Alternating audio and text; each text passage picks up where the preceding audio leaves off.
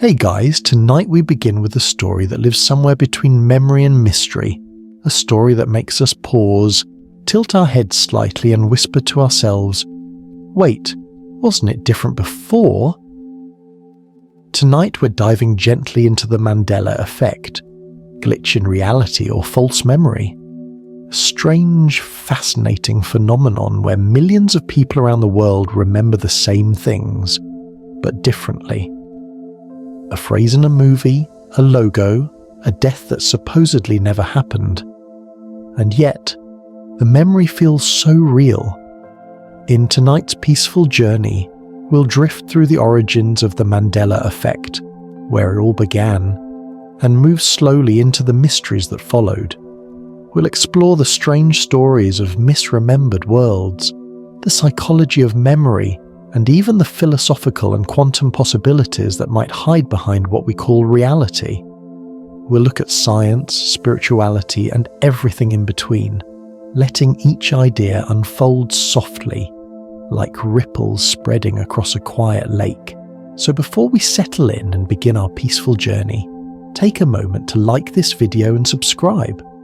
Only if what I share here truly resonates with you. Your support helps me create more of these calm explorations into existence, consciousness, and reality. And if you feel like it, let me know where you're tuning in from and what time it is. It's always fascinating to see the many corners of the world where we connect. Now, dim the lights, make yourself comfortable, and let's ease into tonight's journey together as we explore the strange and beautiful question: did reality ever shift without us noticing? Chapter 1. The moment reality shifted. It began quietly, like a whisper carried on the wind of collective thought, a strange feeling that something, somewhere, had changed. Not a loud event, not a breaking headline, just a subtle dissonance, a faint sense that the world wasn't exactly how we remembered it to be. For many people, this realization came one day in the early 2000s, while scrolling through conversations online. Someone mentioned that Nelson Mandela, the South African leader and global symbol of peace, had died in prison in the 1980s.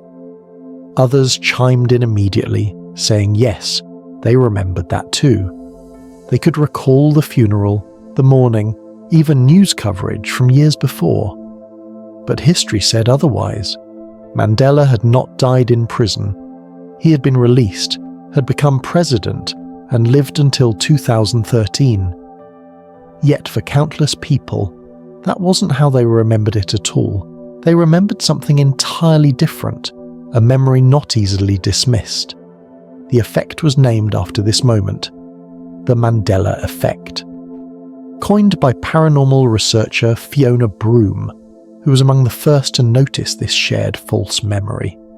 She recalled a vivid memory of Mandela's death decades earlier, a memory that felt solid, not imagined. And when she discovered that many others around the world shared the same recollection, she wondered, how could so many people remember something that never happened? It was more than confusion. It was unsettling. Like waking from a dream only to find that parts of the dream still cling to you, refusing to fade. As the internet began to connect more people, stories like this multiplied. A growing number of individuals felt certain that reality had changed, not in a symbolic sense, but literally. It was as if timelines had shifted, details rewritten, histories replaced, and no one could explain why. And yet, underneath the curiosity, there was a quiet emotion many felt but rarely expressed aloud: discomfort. Because if our memories could no longer be trusted, what else might be uncertain? What other parts of life, of reality itself, could shift beneath our feet without us noticing? The story of the Mandela Effect became more than just a curiosity. It became a mirror, reflecting something deeper. Our relationship with memory, perception, and truth. It touched something very human, the need to feel certain, to anchor ourselves in what we know, to believe that our memories are the threads that bind us to reality. But what happens when those threads begin to tangle? Many people describe the first moment they learned about the Mandela Effect as eerie, like stepping into a parallel version of the world that looks identical, but something small and invisible feels out of place. The mind races quietly, trying to catch up. You replay events in your head, searching for the point where things diverged. It's like looking at a photograph you've seen 100 times, but now a single object has disappeared from the frame, and the more you think about it, the more uncertain you become. It's easy to laugh it off at first, a trick of memory perhaps. But then, someone close to you says, "Wait, I remember it that way too." And in that moment, something changes. It stops being just your imagination. It becomes shared, collective. This collective aspect is what made the Mandela Effect so powerful, so unforgettable. It wasn't one person misremembering, it was thousands, even millions, recalling the same incorrect detail, and that alone was enough to plant a seed of doubt in the world's collective mind. Could memory alone explain something so widespread? Or was there another possibility? For many, it felt as though reality itself had been edited, subtly, quietly, without permission. And the more examples surfaced, the more people began to wonder if we were living inside something mutable, something that could be rewritten without our awareness. The Mandela Effect was no longer just about Nelson Mandela's death. It had become a doorway, an opening into a strange space between mind and matter, where memory and reality blur together. Tonight, we'll pass through that doorway. We'll journey through the stories that made people question the very fabric of truth, the famous examples that have unsettled and intrigued minds for over a decade. From bears that changed their spelling to movie quotes that never existed, we'll drift softly through the evidence or illusion of a world that may not be as stable as we think. Chapter 2. Famous examples that still confuse everyone. There's a certain quiet fascination that comes when we encounter something familiar, but not quite the same. It's a feeling that catches you off guard, a small, almost imperceptible jolt. You stare at a word, an image, or a phrase you thought you knew perfectly, and yet something about it feels wrong. It's as if the edges of memory don't line up with the present moment. That subtle unease is the heartbeat of the Mandela Effect. After the initial stories about Nelson, Mandela's supposed death began spreading. People around the world started sharing their own examples of things that didn't match their memories. Soon, what began as an isolated curiosity became a global phenomenon. Thousands of tiny inconsistencies that made people wonder if the world had quietly changed while no one was looking. One of the first and most talked about examples involved a beloved children's book series, the Berenstain Bears. Generations of children grew up with the charming bear family, reading their adventures with their parents before bedtime. Yet countless people distinctly remembered the name being spelled Berenstain, with an E-I-N. It wasn't a minor spelling mistake. It was a memory deeply embedded in childhood nostalgia. People could remember the way it looked on the book cover, the way their parents pronounced it, the sound of the name as they read it aloud. But reality, or at least this version of it, shows that the name has always been Berenstain, ending with A-I-N. Those who discovered this change for the first time often describe a physical sensation, a shiver, a tightening in the stomach, as if their mind was struggling to align two incompatible truths. How could so many people be certain of something that never existed? Was it a collective spelling error that persisted for decades, or a subtle shift in reality that rewrote the past? The question lingered, soft and unsettling. Then there was Star Wars. One of the most quoted lines in cinematic history, "Luke, I am your father." a line so iconic that it became part of pop culture itself, repeated in jokes, impressions and parodies across generations. And yet, in the actual film, Darth Vader never says those words. What he truly says is, "No, I am your father." For some, this discovery felt like a betrayal. They could hear the line in their minds, remember the emotional weight behind it, the moment of revelation. How could an entire world quote a line that was never said? It wasn't just movie quotes. It was everything. Small details, ordinary symbols, tiny fragments of reality that suddenly seemed to rewrite themselves when no one was watching. Take Snow White and the Seven Dwarfs. The phrase, "Mirror, mirror on the wall," it's been repeated for decades, embedded in children's stories, Halloween costumes, and folklore.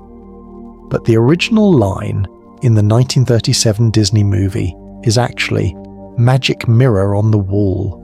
Somehow almost everyone remembers it differently. It's as though the collective consciousness of humanity decided on a version of the line that never existed. Or consider the Monopoly man. We can picture him easily. The old-fashioned gentleman with a top hat, a moustache and a monocle. A timeless image, right? Except he never wore a monocle, not in any version of the game's history. The revelation left people puzzled. How could we all see an accessory that was never there?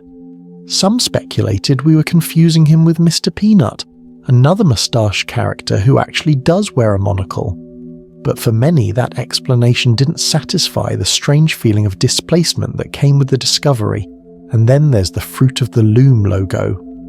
If you close your eyes and picture it, you might see a collection of colourful fruits, grapes, apples, leaves, spilling out of a cornucopia, the classic horn-shaped basket often associated with harvest. But in this reality, the cornucopia was never there. The logo has always been just the fruit alone. The company even confirmed it. And yet, people all over the world swear they remember it differently. They can recall it vividly. The brown horn shape, the way it curved behind the fruit, the way it completed the image. There are dozens more examples like these. Pikachu's missing black-tipped tail, Curious George having no tail at all, the word Febreze spelled with one E instead of two, or the cereal Fruit Loops being spelled Fruit Loops. Each discovery leaves behind the same lingering whisper, something isn't right. For many, the Mandela Effect feels more than just curiosity. It feels deeply personal. It's like being told a part of your own past didn't happen the way you remember it. The moment you learn that something you've known your whole life is different, a quiet tension stirs inside. The mind scrambles for explanations. Maybe the memory is wrong. Maybe the logo changed. Maybe it's a trick of time. But no matter how logical the answer, that feeling of dissonance doesn't completely fade. Some people even describe physical sensations, chills, dizziness, or a momentary sense of detachment when discovering a Mandela Effect for the first time. It's not just a mental phenomenon. It feels embodied, as though the body itself resists accepting the new information. Psychologists say this is the discomfort of cognitive dissonance, the clash between what we believe to be true and what reality presents. But for others, it feels like something deeper, something beyond the brain's usual functioning. It's as though the mind briefly glimpses the fragility of the world it builds each day, the delicate balance between perception, memory, and the reality we trust. The beauty of these examples lies not in whether they prove a multiverse or expose a flaw in memory, but in the quiet wonder they provoke. They remind us how mysterious human experience truly is, how our minds, so confident and sure, can sometimes be led astray by their own brilliance. When you discover a Mandela Effect, it's like finding a fingerprint on the glass of reality. You don't know how it got there, or who left it, but you can't help but wonder if someone, or something, has been rewriting the world, one small detail at a time. In the next chapter, we'll move deeper into the heart of this phenomenon, into the strange mechanics of shared misremembering. How can millions of people remember the same false detail? Could it be that our minds are more connected than we realize? Or are we witnessing something far stranger, a collective echo from another version of history? We'll drift into the mystery of collective memory, where false recollections spread, take root, and sometimes feel more real than the truth itself. Chapter 3: Collective Memory. How can millions remember the same mistake? There's something quietly astonishing about how human beings remember. It's not just an individual act, it's shared, echoed, and reinforced between us. We remember together. Our memories are not isolated islands of thought. They are more like a connected web stretching invisibly between minds, carrying stories, emotions, and meanings. And this is where the Mandela Effect becomes even more mysterious. Because how can millions of people from different countries, cultures, and backgrounds all remember the same false event, the same quote, the same small detail? When you pause and really think about it, it's almost poetic. It suggests that memory is not as personal as we like to believe. It hints at a deeper truth, that what we call my memory might be in some quiet way our memory. Imagine a vast ocean. Each wave looks distinct, moving in its own rhythm, reflecting its own light. Yet beneath the surface, all those waves belong to the same body of water. That's what collective memory is like. Individual impressions that rise and fall, shaped by a shared current beneath. The phenomenon of collective misremembering, the heart of the Mandela Effect, didn't just appear with the internet. Human history is filled with examples of shared false memories. But for the first time in history, technology allowed those individual ripples to meet and merge almost instantly. When someone online wrote, "Does anyone else remember Nelson Mandela dying in prison?" they weren't just asking a question. They were opening a door. And behind that door were thousands of others who felt the same faint tug of confusion. The internet didn't create the Mandela Effect, it revealed it. It gave shape to what had always been there. The quiet hum of shared perception, amplified through connection. People began gathering in online forums, discussing memories that didn't match what the world said was true. And what started as isolated posts soon turned into entire communities, bonded by one strange feeling: something isn't quite right. People didn't feel crazy anymore, they felt seen, validated, and the more they shared, the stronger those memories became. Here's where the mystery deepens.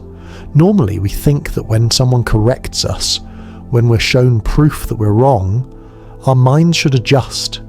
We should accept the new information. But with the Mandela Effect, something else happens. People double down.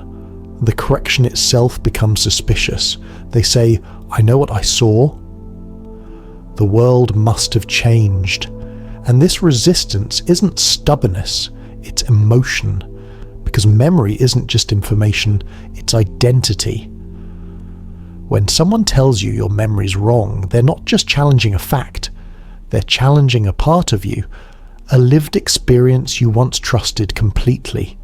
Psychologists have a term for this, the feeling of knowing. It's the sense of certainty that comes with a memory, even if the memory is false. When we feel that deep emotional certainty, no amount of evidence feels convincing enough to overwrite it. And when that feeling is shared by thousands, maybe millions of others, something even more powerful happens. It becomes a collective certainty. That's why the Mandela Effect spreads so effectively.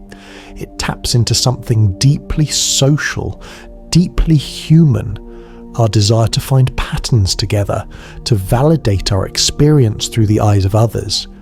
It's comforting to know you're not alone in your confusion. It's comforting to think, maybe it's not me who's mistaken. Maybe reality really has shifted. Throughout history, humanity has experienced this strange dance of shared perception and illusion. Before the digital age, collective memory was passed through stories, oral traditions, and culture. Over generations, those stories would change. Small details altered, symbols reshaped, until the memory no longer matched the event it described. Myths, legends, and folklore are full of such examples. The story remains alive because people remember it together, even if its form changes. In a way, the Mandela Effect is a modern mythology, a digital age reflection of how memory evolves when shared by millions.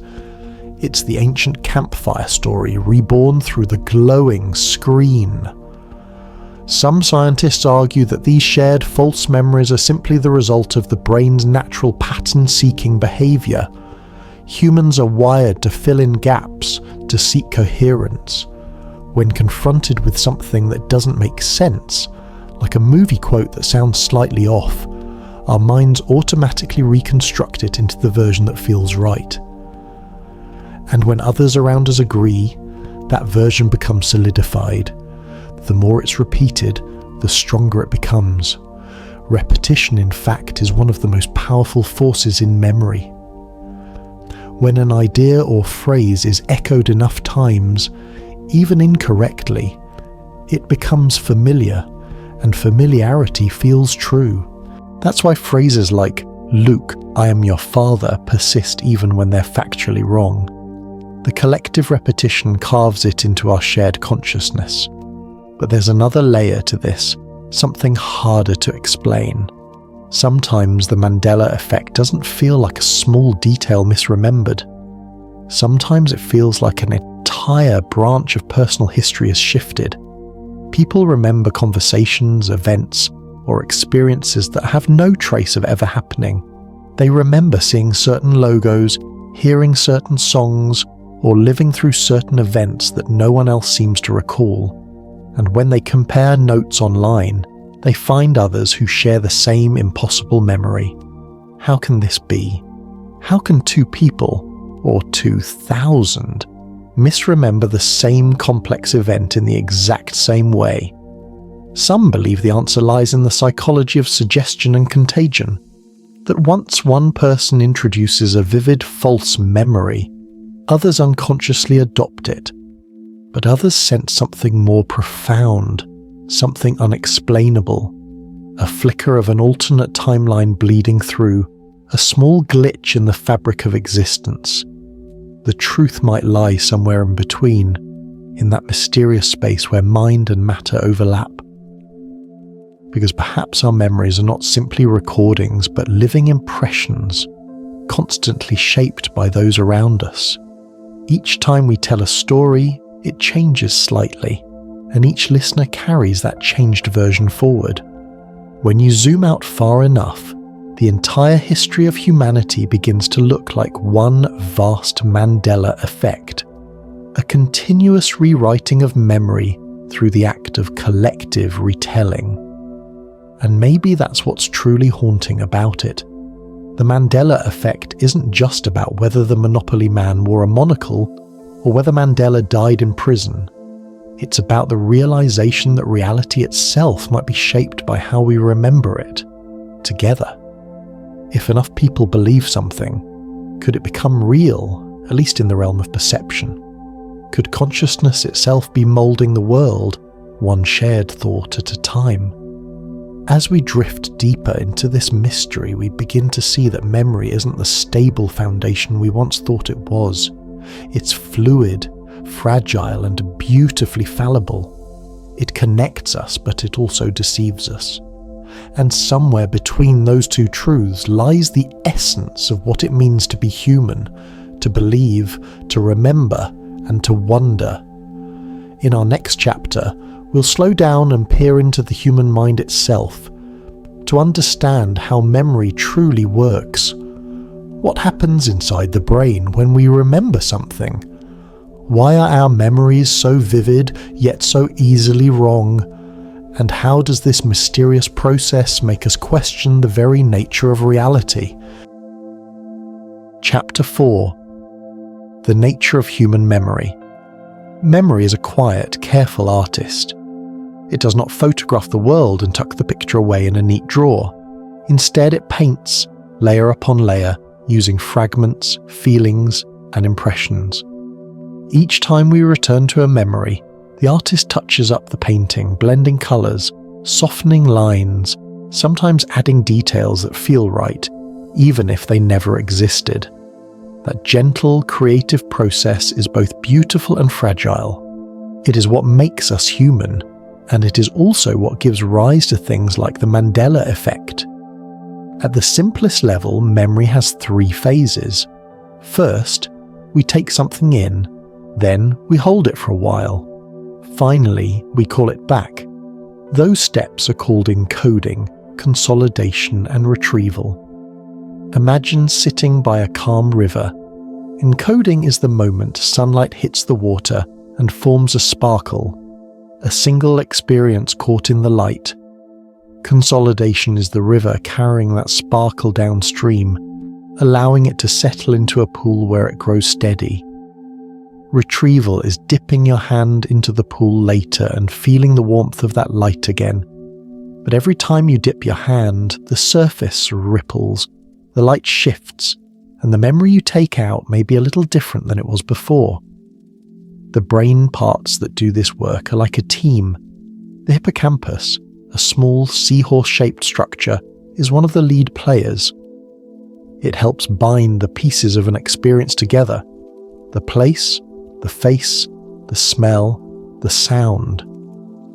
Over time, many of those details are gradually stored in the outer layers of the brain, the cortex, which holds more stable knowledge, the facts, the faces, the familiar routes you walk every day. Emotions add another colour to the painting.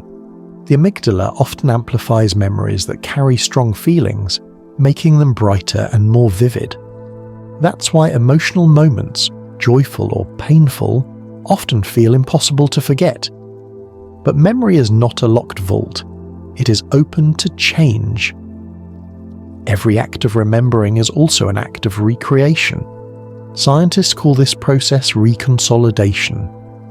When you recall something, the memory becomes malleable for a short while. During that time, new details or suggestions can slip in, and when the memory settles again, it may be subtly altered. Think of it like retrieving a page from an old book to read, and while you hold it, someone adds a margin note. Later, the book is returned to the shelf with that note still there. The next time you read the page, the note is part of the story. This is one reason why memories can change each time we recall them. Each recall session invites tiny edits, influenced by our current mood, by who we are with, and by what other information is surrounding us at that moment. The brain prefers coherence and story. If an image or detail is missing, the mind often fills the gap with something plausible. That filling in feels natural because it restores a sense of wholeness. But it is not always accurate. There are several common ways memory becomes unreliable. One is suggestion. If someone proposes a vivid detail, remember the cornucopia in the Fruit of the Loom logo? Our minds may accept that detail as real, especially if the suggestion comes from someone we trust or from many people at once. Another is source confusion. We remember a fact, but not where it came from. Was that a line from a movie, or a parody, or a late-night joke? Over time, those origins blur together. A line repeated in commercials, memes, and casual conversation becomes part of our personal recollection, even if we never actually saw it in the original source. Psychologists have long studied how easily memory can be shaped. Experiments show how adding misleading details can alter recall. In one well-known line of research, Participants who were asked leading questions about an event later remembered those suggested details as though they had been there. In other experiments, people were gently guided to remember a childhood event that never took place. Many of them came to believe and even describe it vividly. These studies reveal how porous memory can be, especially when the story feels emotionally plausible or fits into our existing beliefs. Memory is also a social phenomenon. We share stories, we repeat jokes, we correct one another, and in that exchange we reinforce certain versions of events. If a friend insists that a phrase was different and several others agree, the repeated telling can cement that version in your mind. Over time, a misheard line or a misspelled name can become everyone's memory simply because it has been repeated often enough and in the right emotional context. The internet accelerates this process 1,000-fold. A single post, a viral video, a meme. These can carry a mistaken detail to millions, and the repetition gives that detail the warmth of familiarity. Familiarity often masquerades as truth. Another piece of the puzzle is pattern seeking. The human brain is exquisitely adapted to recognize patterns. It wants meaning and consistency. When partial information is present, the brain completes the pattern with what seems most probable. That is useful in daily life. It helps you recognize a friend's face in dim light, but it can also lead to confident errors. If enough people use the same shortcut to fill a gap, their similar reconstructions can produce identical false memories. Sleep plays a surprisingly important role in this process. During sleep, especially the deep and dreamlike stages, the brain consolidates memories. It decides what to keep and what to discard, and it weaves new memories into the tapestry of older ones. This nightly editing can strengthen some details while erasing or reshaping others. Dreams themselves sometimes borrow from our waking memories, rearrange fragments, and then return them to the waking mind in altered form. The border between dream and waking recollection can be thin, and in some cases dream content becomes woven into our autobiographical narrative.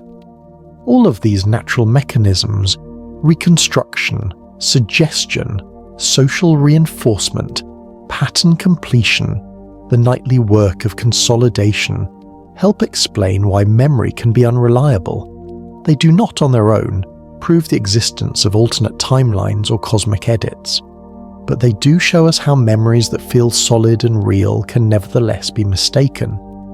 And when many people share the same mechanism for reconstructing memories, similar errors can emerge across a broad population. Still, the experience of a Mandela Effect is not simply a dry cognitive fact. It is also deeply human. The shock, the small grief, the moment of disorientation when you discover that something you held as true is different. These reactions reveal how much trust we place in our recollections. Our memories are the scaffolding of our identity. When a rail seems to have shifted, we wobble. That wobble is not just about facts. It is about who we are and how we have been. Tonight, as you listen, let your awareness rest lightly on these ideas. Feel the curiosity, the subtle unease, and the gentle wonder of being a mind that remembers. There is comfort in understanding the mechanics of memory, because understanding gives perspective. Even when our memories mislead us, those memories remain our memories, honest, sincere, and part of the story we tell ourselves. In the next chapter, we will move gently from how memory works into the psychology that explains why people hold on to false memories with such confidence. We will explore the misinformation effect, emotional memory versus factual memory, and why belief often runs ahead of evidence. We'll slow down, breathe, and trace the soft, invisible pathways that lead a simple recollection to become a shared conviction. Chapter 5. The psychology behind false memories. There is a soft logic to how the mind tells its stories. It is patient, persuasive, and often very kind to itself. It prefers coherence over chaos, a tidy narrative over a tangle of half-remembered moments. That preference helps us live, to move through the world without being paralyzed by detail. But it also opens the door to errors that feel, from the inside, utterly true. In this chapter, we'll sit with the quiet mechanics of how false memories form and why they sometimes arrive with the same strength and conviction as the most carefully preserved facts of our lives. One of the central ideas we must hold gently is called the misinformation effect. Imagine walking through a soft rain and later telling a friend about the walk. If your friend mentions, in passing, a red umbrella they remember you had, your recollection might shift to include that colour, even if you never had such an umbrella. When new information is introduced after an event, especially in a vivid or repeated way, our minds can weave that information into the original memory as if it were always part of the scene. This is not deception. It is the brain's way of making sense. It stitches details together to create a smoother story. Another thread in this tapestry is suggestion.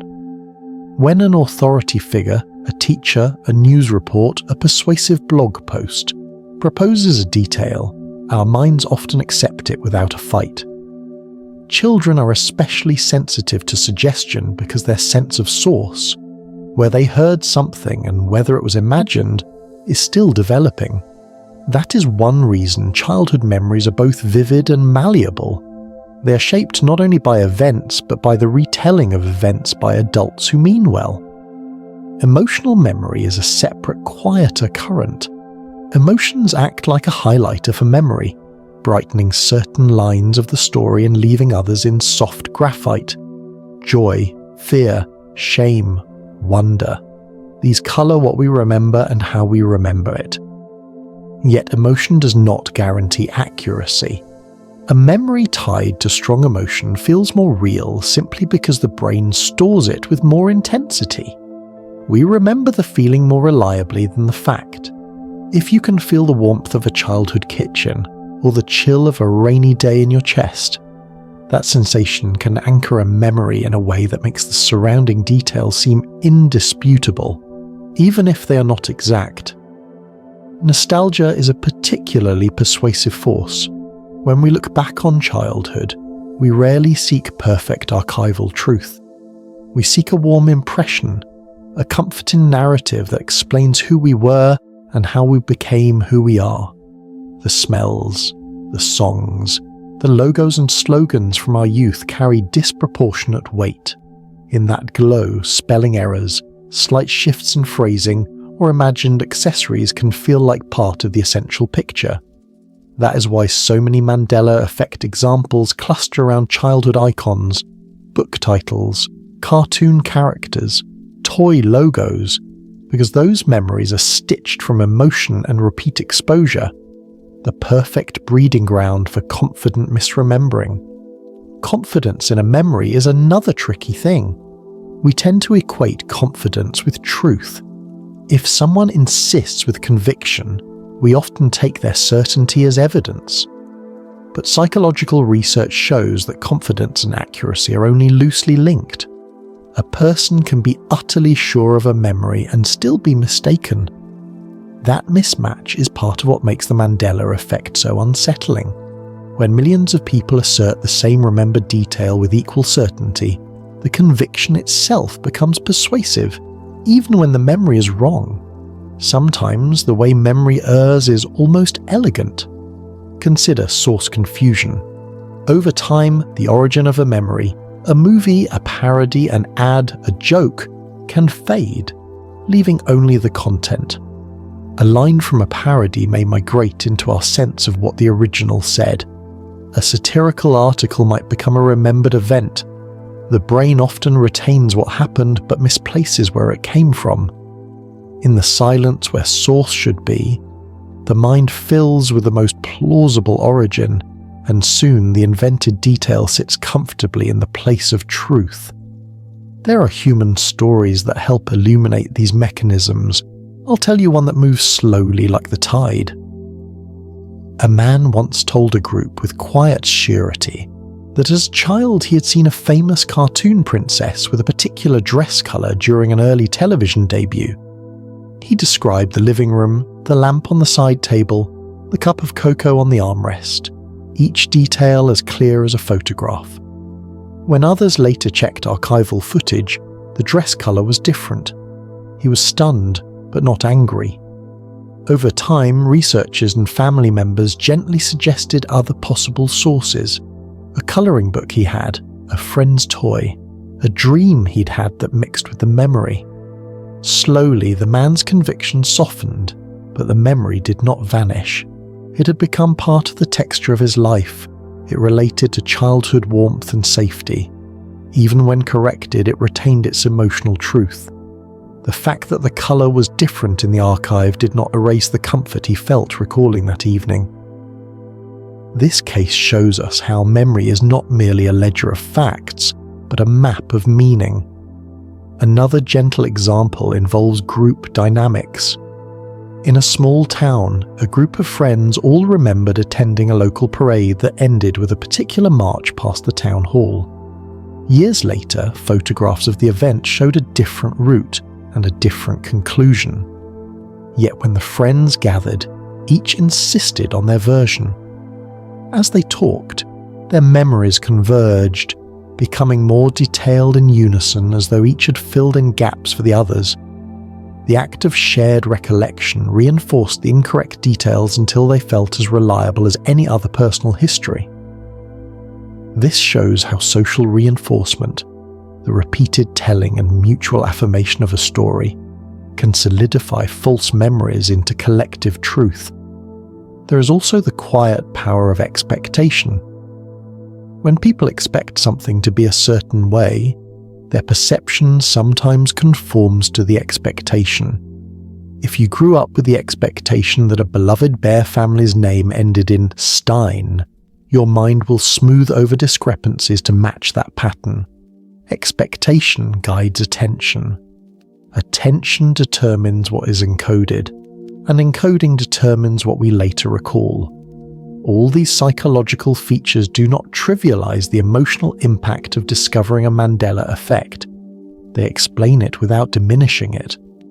There is a tenderness in realizing that our minds can be so wonderfully creative that they craft convincing realities of their own.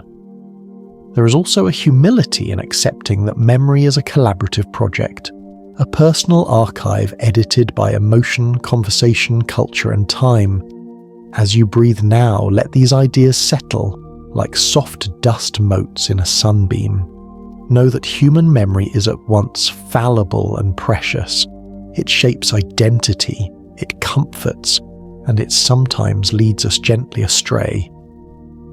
The Mandela Effect, seen through this lens, becomes less a sign of cosmic sabotage and more a mirror held up to the marvellous fallible instrument within our skulls.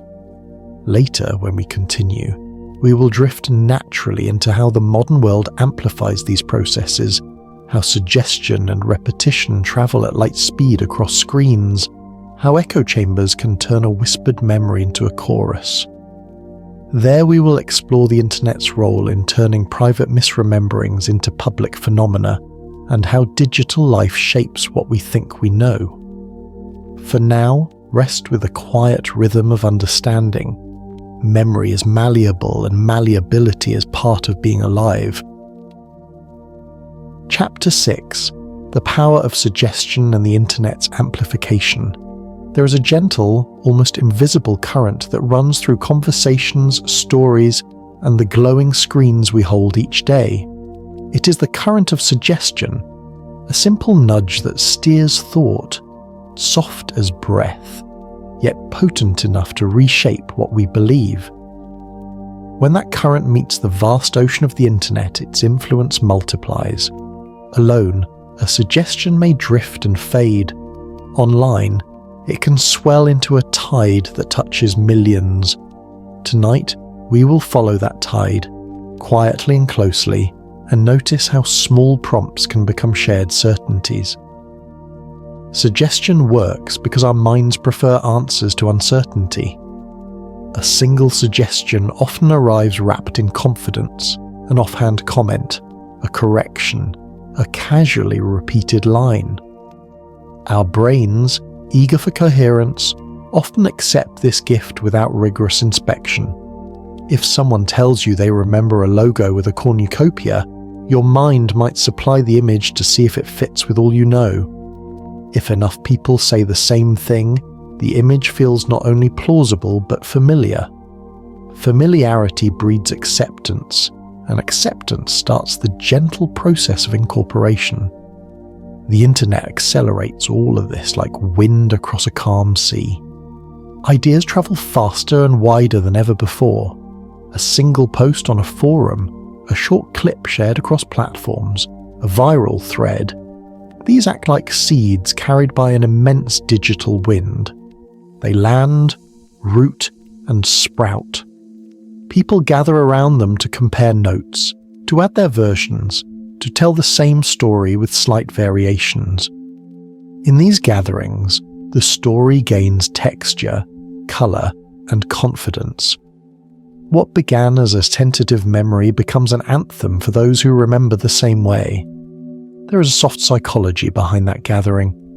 Social proof is the quiet logic that says, if others remember it, perhaps I remember it too. When you see a page filled with dozens of people insisting on a detail, your mind inclines to trust the crowd. Humans evolve to look to one another for safety and truth. In the modern web, the crowd is virtual, but the mechanisms are ancient. The comfort of being validated is powerful. It reduces doubt and it fosters an emotional bond with the memory itself. As conversations multiply, the memory is rehearsed and solidified. Algorithms are the unseen librarians of this new culture. They notice what engages, what keeps eyes lingering, and they present more of the same. If a thread about a misremembered movie quote gathers attention, the platform nudges similar content toward curious minds. The algorithm does not judge truth, it optimizes engagement. In that way, small anomalies can be amplified until they feel like part of the cultural soundscape. Repetition without context can sound like confirmation. The more the same detail is repeated, the more it slides from novelty to normality. Echo chambers form quietly within these systems. People cluster with others who share similar interests and viewpoints, and within these clusters, ideas bounce back and forth, gaining volume. An idea that might have been gently corrected in a broader public space can be reinforced within a tight-knit group. Members repeat the memory, reframe it, and strengthen the emotional conviction behind it. Echo chambers privilege familiarity over correction, comfort over skepticism, and in doing so, they allow certain memories to flourish without proper fact-checking. There is also the human tendency to simplify complexity into memorable narratives. An ambiguous recollection becomes a clear story when framed by a compelling explanation. The universe glitched, or we slipped between timelines, offers an elegant answer to the discomfort of being wrong. Such narratives satisfy both emotion and imagination. They explain the strange sensation of dissonance more beautifully than a long account of cognitive reconstruction ever could. Stories are sticky.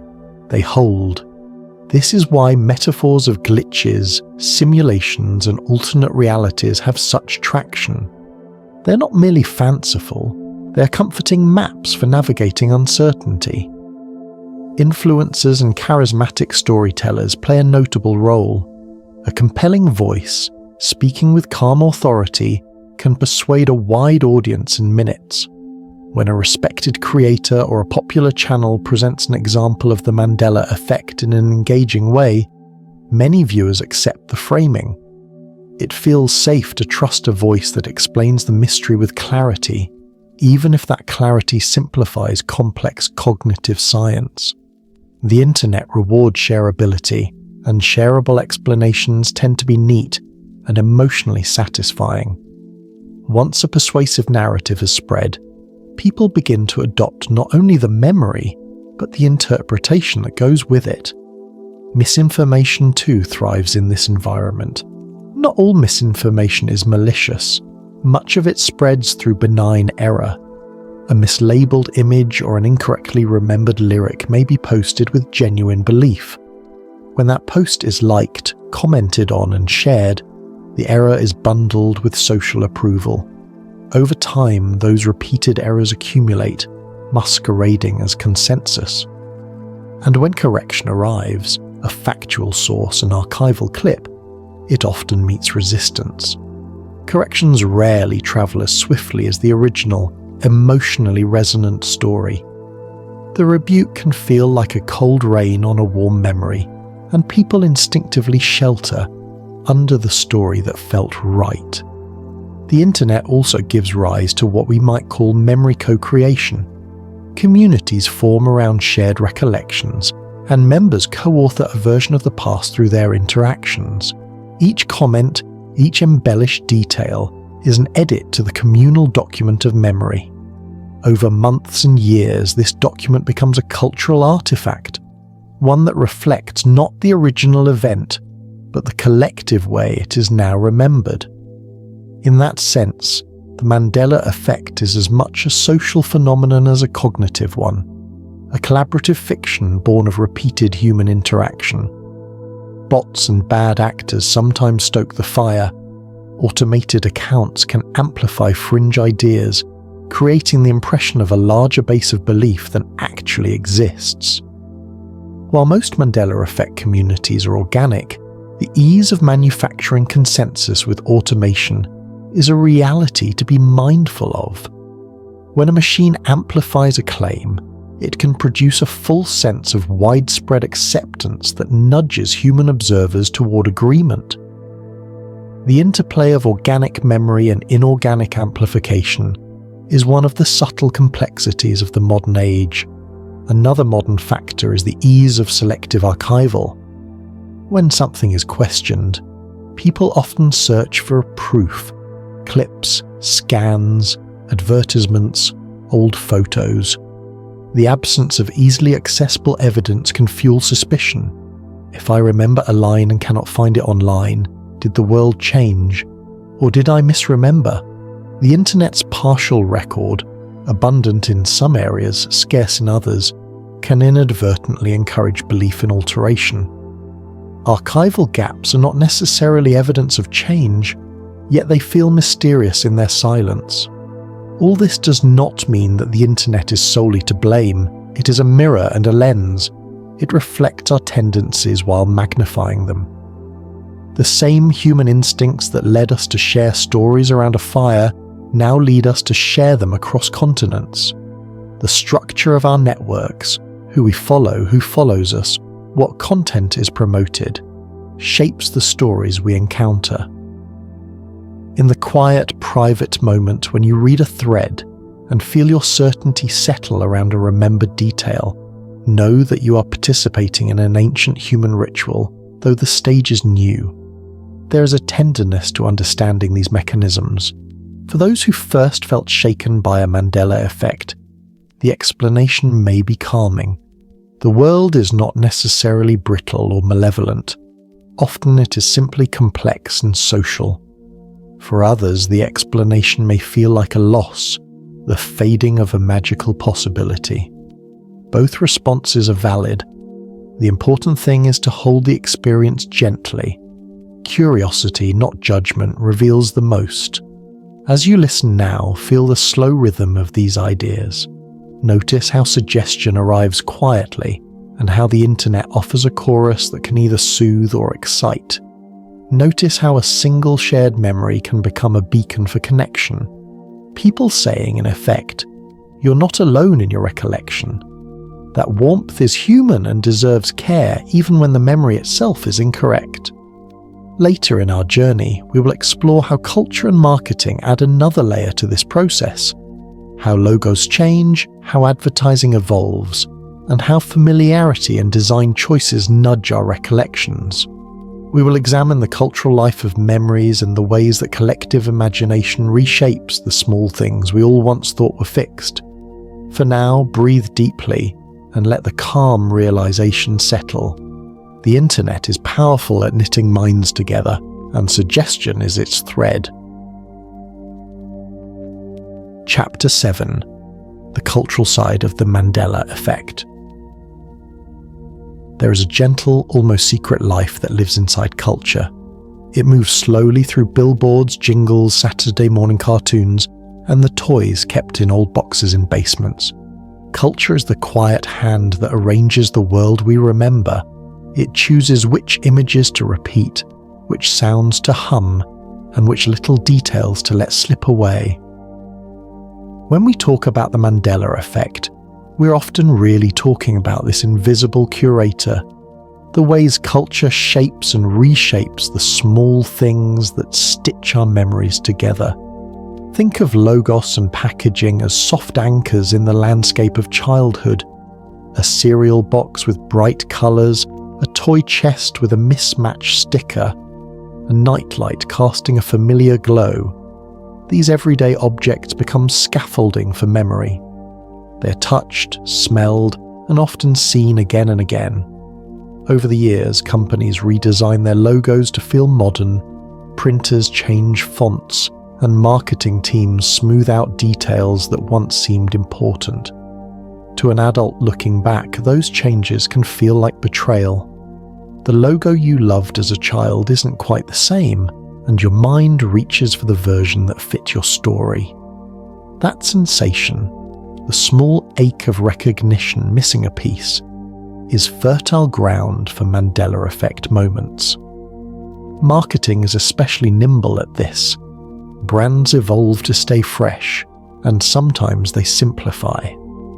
Complex illustrations are flattened into cleaner lines, busy backgrounds are removed, and colours are muted to suit a new aesthetic. A cornucopia might be trimmed into a swoosh. A moustache might be simplified into two curved lines.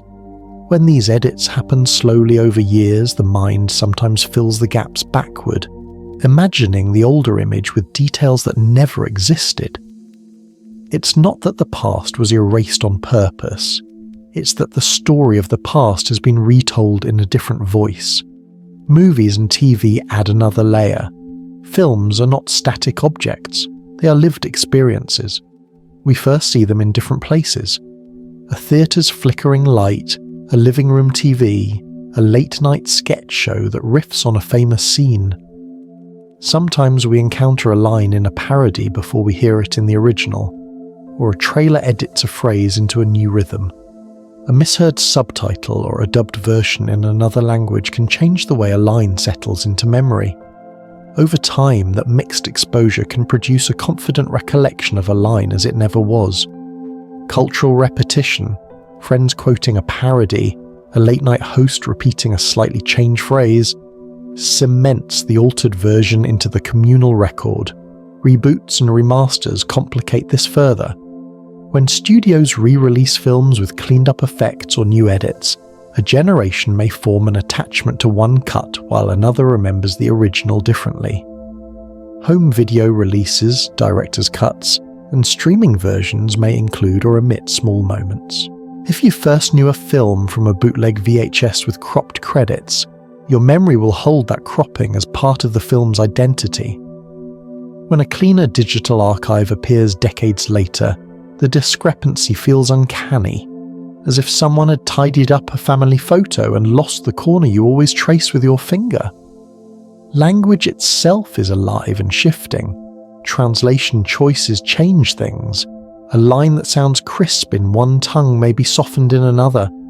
Children who grew up in different countries or in bilingual homes may carry different versions of a cultural fragment, and when those versions meet online, the friction can look like a mystery. Regional advertising adds another twist. The same snack might have different names or mascots in two neighbouring countries.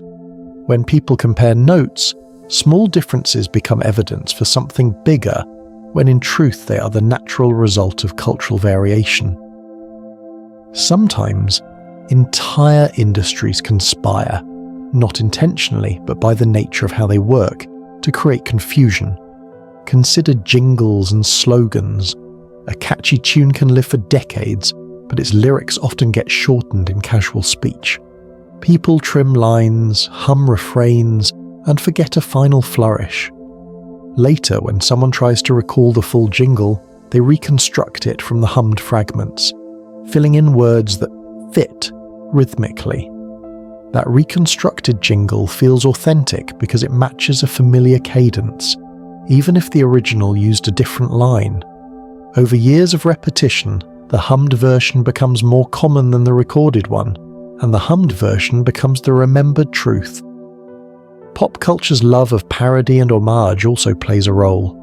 Comedians riff on famous moments, song covers replace lyrics, and sketch shows weave their own versions into public memory. A parody line repeated across radio, late night and social media can overshadow the original. For generations, some parodies lodge more firmly in cultural memory than the source material. The more a culture plays with an idea, the more likely that idea is to mutate, and the more comfortable people become with the mutated version. There are gentle human stories that illustrate this process. I remember a small town where a local bakery had a playful mascot on its window for as long as anyone could remember. Children told jokes about that mascot, drawing replaced accessories into the pictures they coloured. Decades later, when the bakery closed and new owners removed a painted flourish from the mascot's hat, a group of now-grown locals were convinced the hat had once had a feather. They debated and drew and argued the feather into being until the memory felt as real as a childhood smell. The feather had never been part of the original painting. It had grown from jokes, drawings, and the shared act of remembering. Cultural life had added it, and then memory had made it permanent. The nostalgia industry, reissues, anniversary editions, retro merch, feeds this too. Companies sell the idea of a remembered past, and sometimes they embellish it to please fans. A classic box may be printed with a slightly altered colour or typeface to make it look vintage. Fans then hold that reissued image in their minds as the original. The reissue functions like a memory edit. It creates a new anchor that can accidentally rewrite the older one in people's recollection. In trying to honour memory, marketing can sometimes overwrite it. Cultural shifts also change the context in which memories are interpreted. As social values evolve, brands change what they emphasize. Symbols that once seemed commonplace are softened or removed. A character who wore a certain outfit in one era may be redrawn or recontextualized in another. For people whose earliest memories were formed under the old context, the change can feel like more than a design choice. It can feel like a small erasure of a shared past. Yet these cultural processes are not cold or malicious. They are the living work of societies trying to stay relevant, to tell their stories in ways that speak to new generations. The Mandela Effect, seen through this lens, becomes less a sign of cosmic mischief and more a sign of cultural life, a testament to how deeply our collective story is written in small, changing things. When we discover that a logo once looked different, or that a line we loved was never quite spoken the way we remembered, the experience is not merely correction. It is a moment when culture nudges our personal history and asks us to notice the change. As we go deeper in this documentary, we will encounter more mysteries that touch on time, consciousness, and even quantum ideas. But before we step into those more abstract realms, hold this simple truth close. Culture breathes, and memory breathes with it. The icons of our youth are not fixed monuments, but living artifacts subject to edits, smudges, and retellings. That is not a failing. It is a sign that our shared life is still being written. Chapter 8: Time, Memory, and the Fluidity of the Past. There is a soft, slow river that we call time. We imagine stepping into it at birth and floating forward, carried by the current from moment to moment. But what if that river is less like a one-way stream and more like a broad lake with tides, echoes, and shifting reflections? In this chapter, we will lie back on the bank and watch how time, memory, and the sense of the past can move and shimmer, not to confuse you, but to invite a gentle wonder at how strange and how tender our experience of time can be. When most of us think of the past, we think of it as fixed and safe, a series of events that happened and can be looked up, like photos in an album. But when memories begin to disagree with those photos, when many people share a different version of a moment, a quiet question emerges. What if the past is not altogether fixed? What if remembering is a form of recreation, and each act of remembering lightly edits the past we carry with us? Consider a simple image, an old wooden bridge in a village you once visited. You remember the way the planks creaked and the smell of wet cedar after rain. But each time you tell the story, you add a detail, a lantern by the railing, the colour of a scarf, the laughter of a companion. Later you find an old photograph of the bridge and notice a difference. Did you misremember, or did your memory gently transform the scene into something that better fit the feeling you wanted to keep? Memory is a living thing. It grows in the telling. Philosophers have long asked whether time is a river we move through or a space in which all moments exist together. Some say the past and future are equally real, and our consciousness simply moves along them. Others argue that only the present truly exists, and the past is reconstructed every time we reach for it. Both views offer gentle images. One imagines a vast landscape, where every moment is a place you can visit in thought.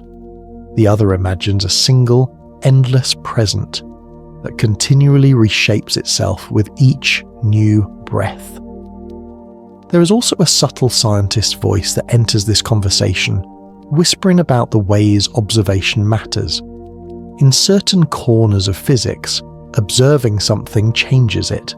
This is not to suggest that when you look at a childhood memory, you literally change history like a hand rewriting a manuscript. Instead, imagine the act of observing as shining a small lamp on a page of a book. The lamp reveals some words and leaves others in shadow. The words that appear next time you look may be emphasized by the light you previously shone.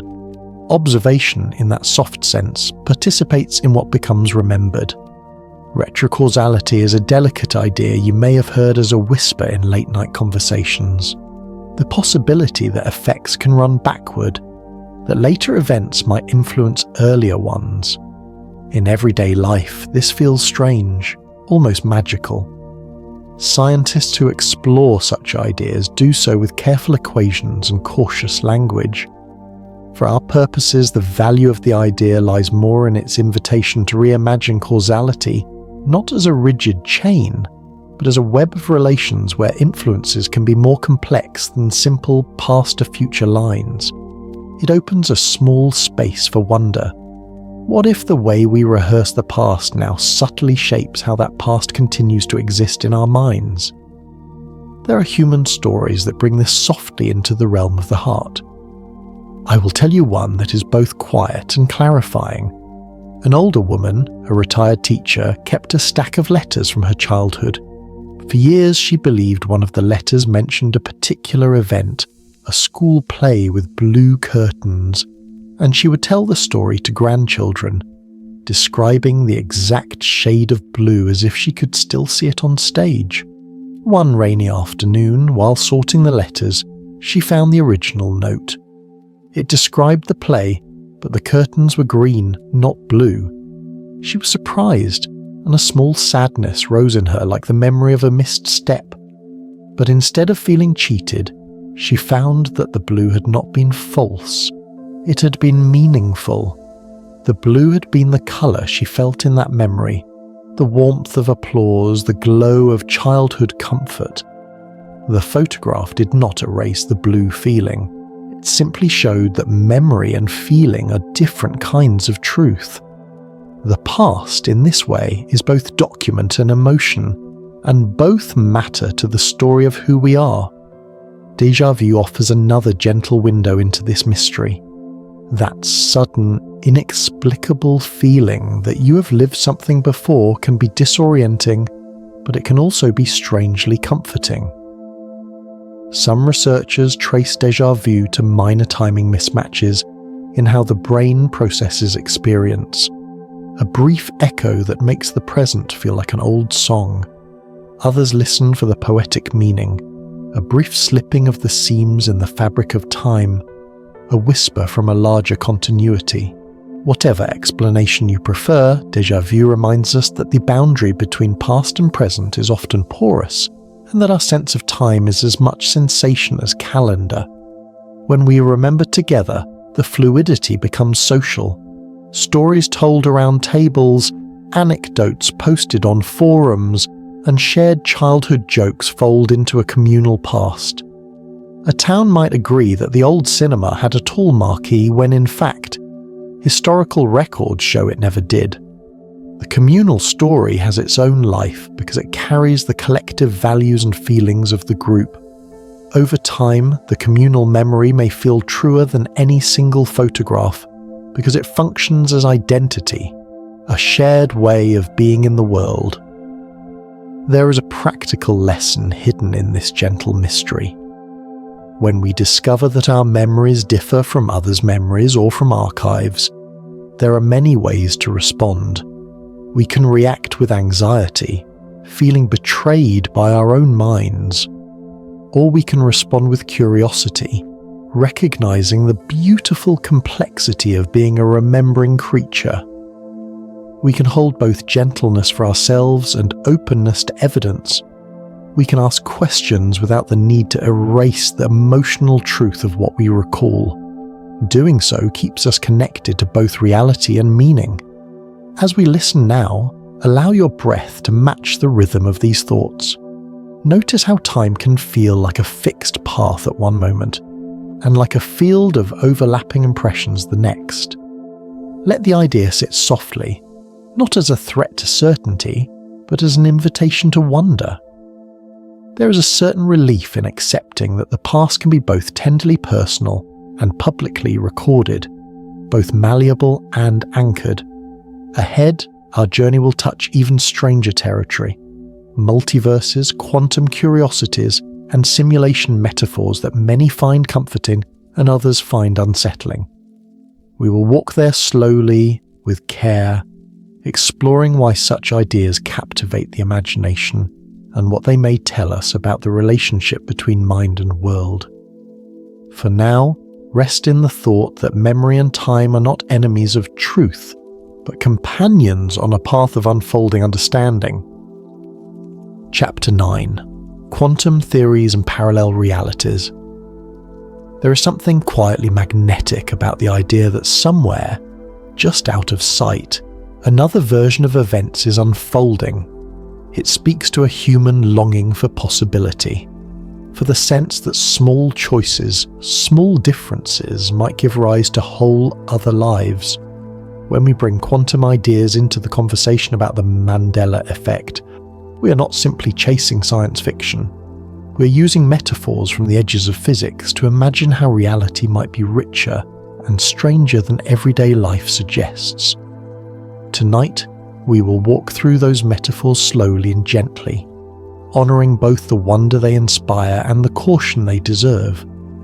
Imagine a river that splits into many narrow streams, each carrying the same water in slightly different directions. Where the river divides, each stream becomes a separate path. One may pass through a sunlit meadow, another through a quiet grove. The multiverse idea uses a similar image. Every time a decision or random event occurs, the world might split into branches, each representing a different outcome. In one branch you choose tea, in another coffee. In one branch a logo has a cornucopia, in another it doesn't. The many worlds interpretation of quantum mechanics takes this poetic image and attaches technical language to it, suggesting that all possible outcomes of quantum events exist in a vast branching landscape. That concept can feel intoxicating because it gives a tidy explanation for small mismatches in memory. If there are countless nearly identical universes, it's easy to imagine that at some point you stepped, mentally or metaphysically, into one with slightly different details. The juxtaposition is elegant.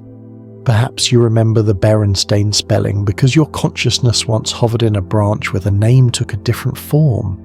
The idea is comforting for some and thrilling for others because it preserves the authority of the memory while offering a cosmic reason for its discrepancy.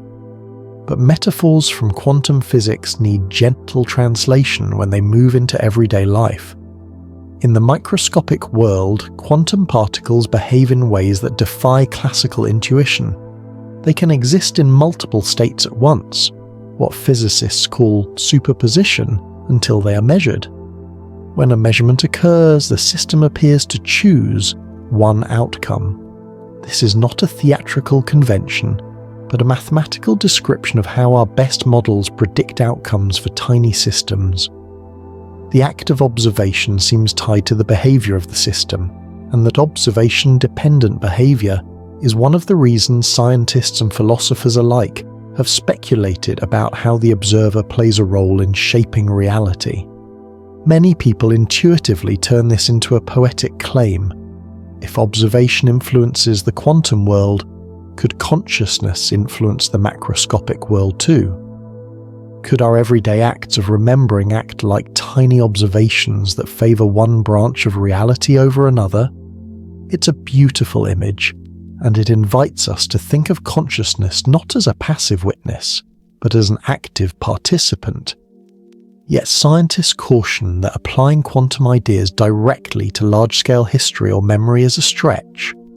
The physics that governs atoms does not simply scale up to govern complex neural networks without losing its special quantum behavior through a process called decoherence.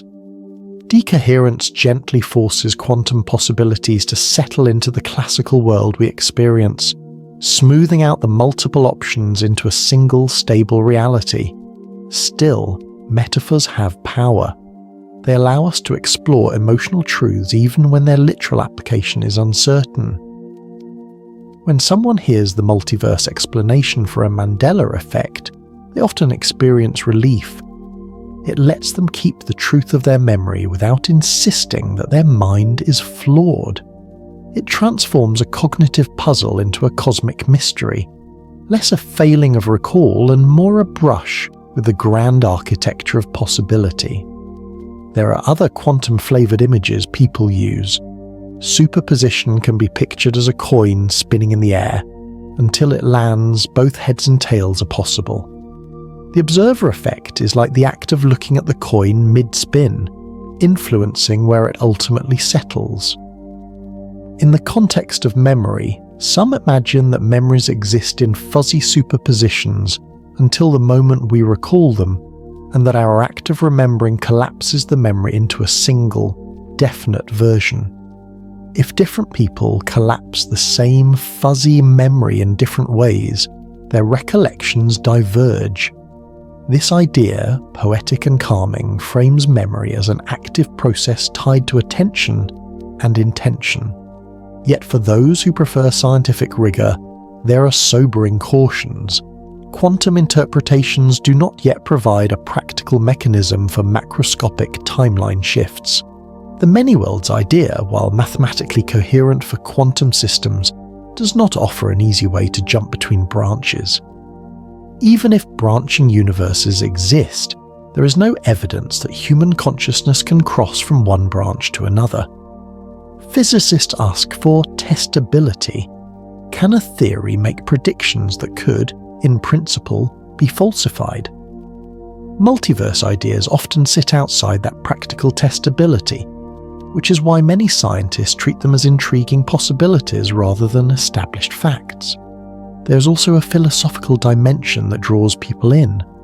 If the universe does branch into many possibilities, then every version of events is real somewhere.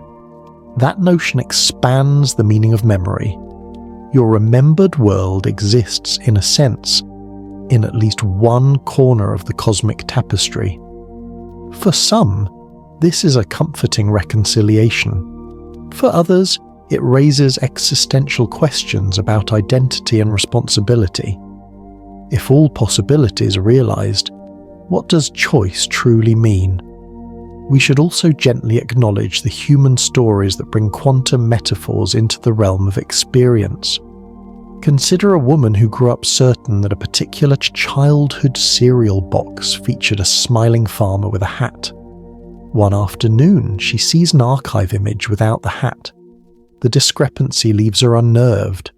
A friend shares a multiverse explanation, and suddenly the woman breathes easier.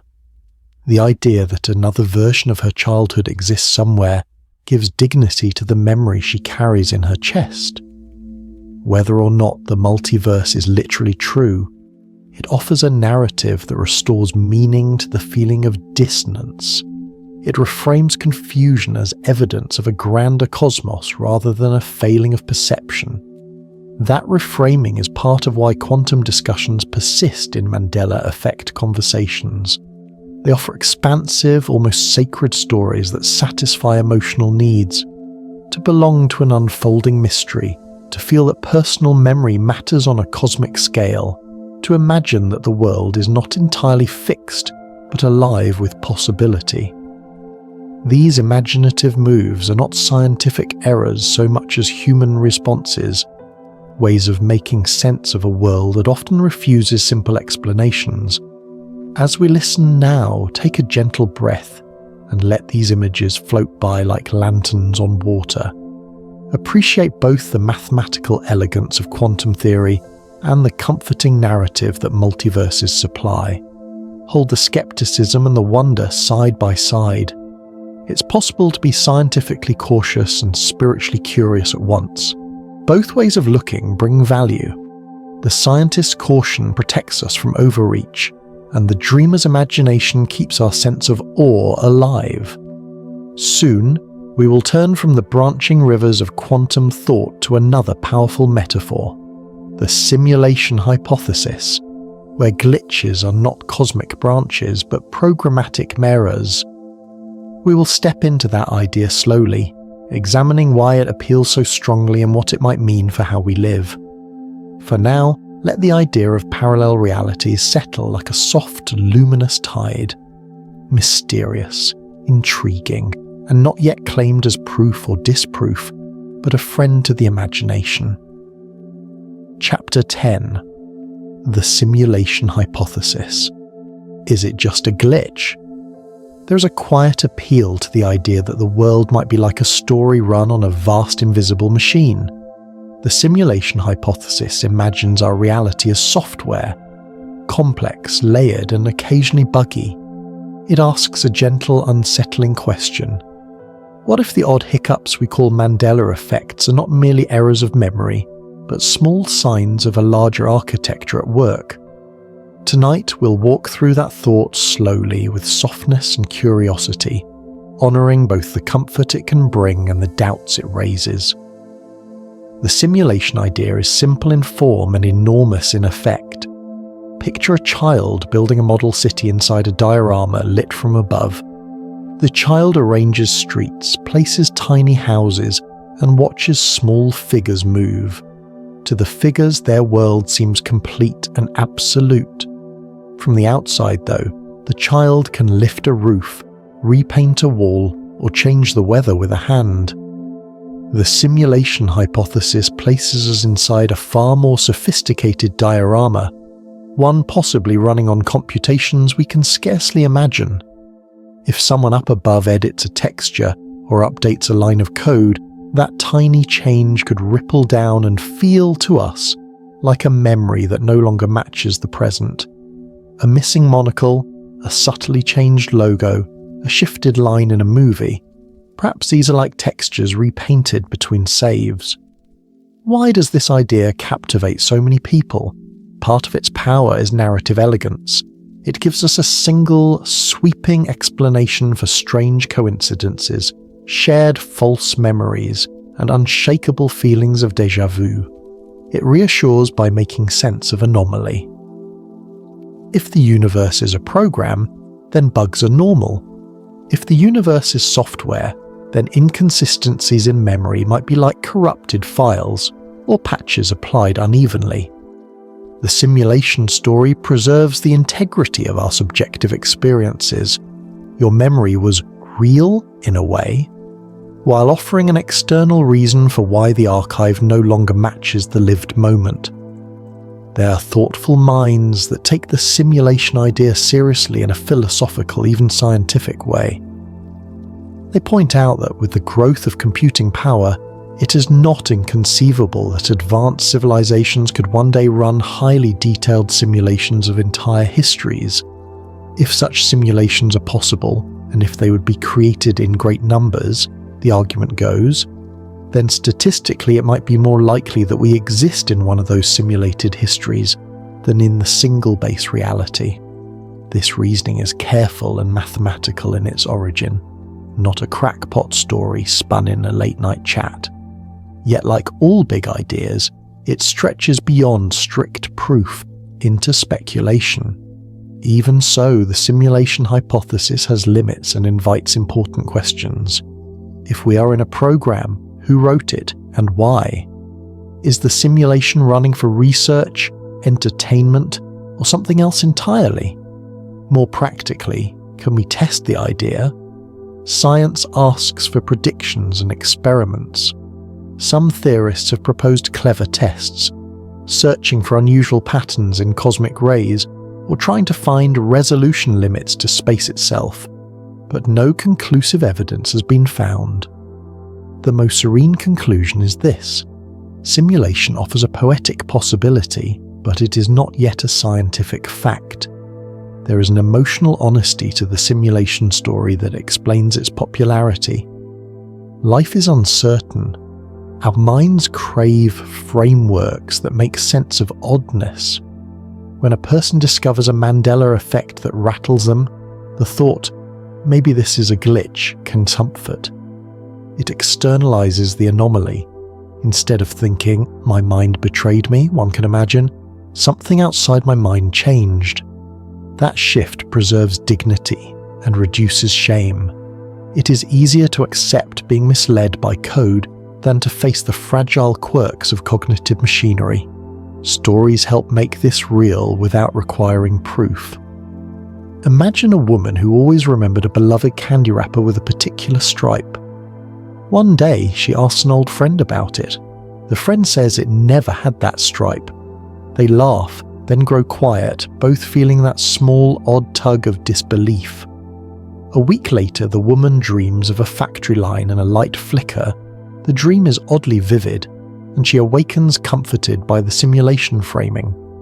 Maybe a minor update occurred while she slept. Whether or not that is literally true, the tale shows how the simulation metaphor helps people reconcile a persistent sense of mismatch without losing trust in their own minds. Yet there are softer, philosophical concerns that deserve gentle attention. If we are players in a simulation, does that make experience any less real? Does meaning evaporate because the setting is manufactured? For many, the answer is a calm no. The feelings you have, the tenderness you show another person, the taste of coffee on a winter morning, these remain precious whether or not the deeper level of reality has an engineer or an algorithm. Reality's source does not necessarily diminish the quality of lived moments. In fact, some find that recognizing possible layers of reality increases gratitude. Each vivid sensation feels even more precious if it might be ephemeral or designed. There are also ethical questions that the simulation idea invites. If reality could be modified, what responsibilities would an author have to the beings within it? Should there be safeguards against unnecessary harm? These are not idle musings. They reflect how seriously people take the idea that if we imagine a world can be rewritten, we also imagine care, stewardship, and moral accountability. These reflections return us to human concerns, compassion, humility, and wonder. Skeptics remind us that the simulation hypothesis can be seductive yet ultimately unfalsifiable. If every anomaly can be explained as a patch or a glitch, then nothing can ever challenge the theory. This is the philosopher's worry. A hypothesis that explains everything explains nothing because it cannot be tested. For a view to be scientifically productive, it must risk being proven wrong. The simulation idea sits, for now, more in the territory of powerful metaphor and philosophical possibility than in that of falsifiable science. Even in the face of such reservation, there is a practical, calming takeaway. Whether or not our world is simulated, the experience of a Mandela Effect is real. The surprise, the curiosity, the shared conversations that follow, the comfort some find in grand explanations, or the solace others find in psychological science. The human response is what matters. We gather, we tell stories, we seek community to hold the dissonance. That act of meeting one another in mystery is itself a form of meaning-making. As we leave this chapter, breathe slowly and feel the gentle paradox. An idea can be both speculative and nurturing. The simulation hypothesis asks large questions without demanding large answers from you tonight. It offers a lens through which some people understand their disquiet, but it also returns us to a familiar truth. The world you experience is where you live, and your feelings within it are real. Chapter 11. Dimensional overlaps and reality merging. There is a soft, uncanny feeling that sometimes visits people, a sense that the world has folded in on itself, as if 2 pages of a book had been placed together and their words faintly overlapped. In some stories, that fold is brief, a small shimmer at the edge of perception. In others, it feels like a seam has opened and 2 slightly different versions of the same place have pressed against each other. Tonight, we move slowly through those stories and ideas, honouring how strange and gently unsettling they can be, and listening closely to what they reveal about the fragile line between memory and what we call reality.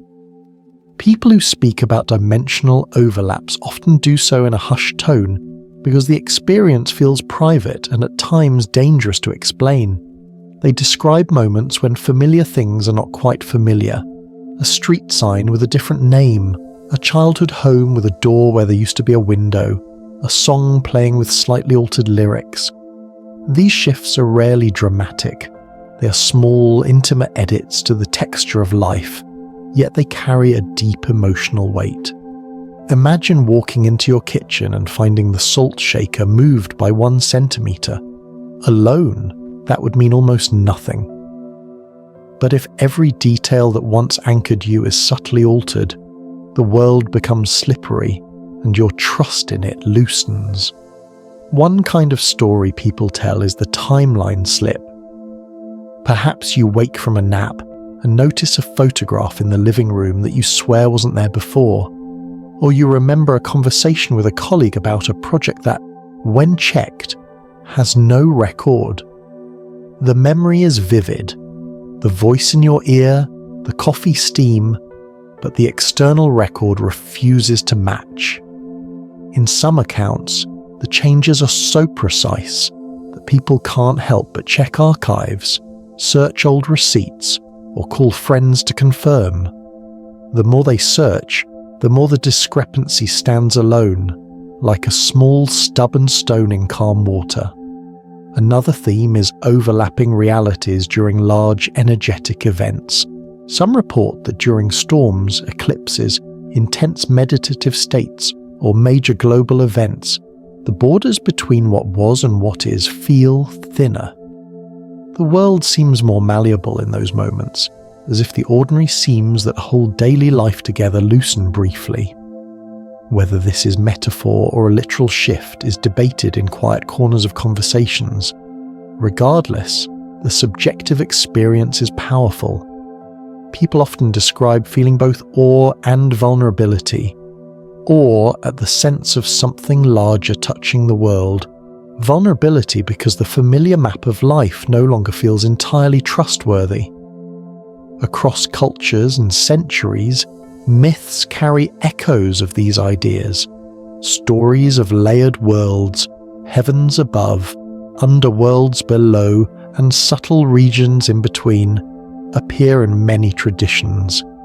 Ancient tales of overlapping realms often use poetic language to describe experiences that modern people might call déjà vu, prophetic dreams, or sudden inexplicable returns to a memory that never happened.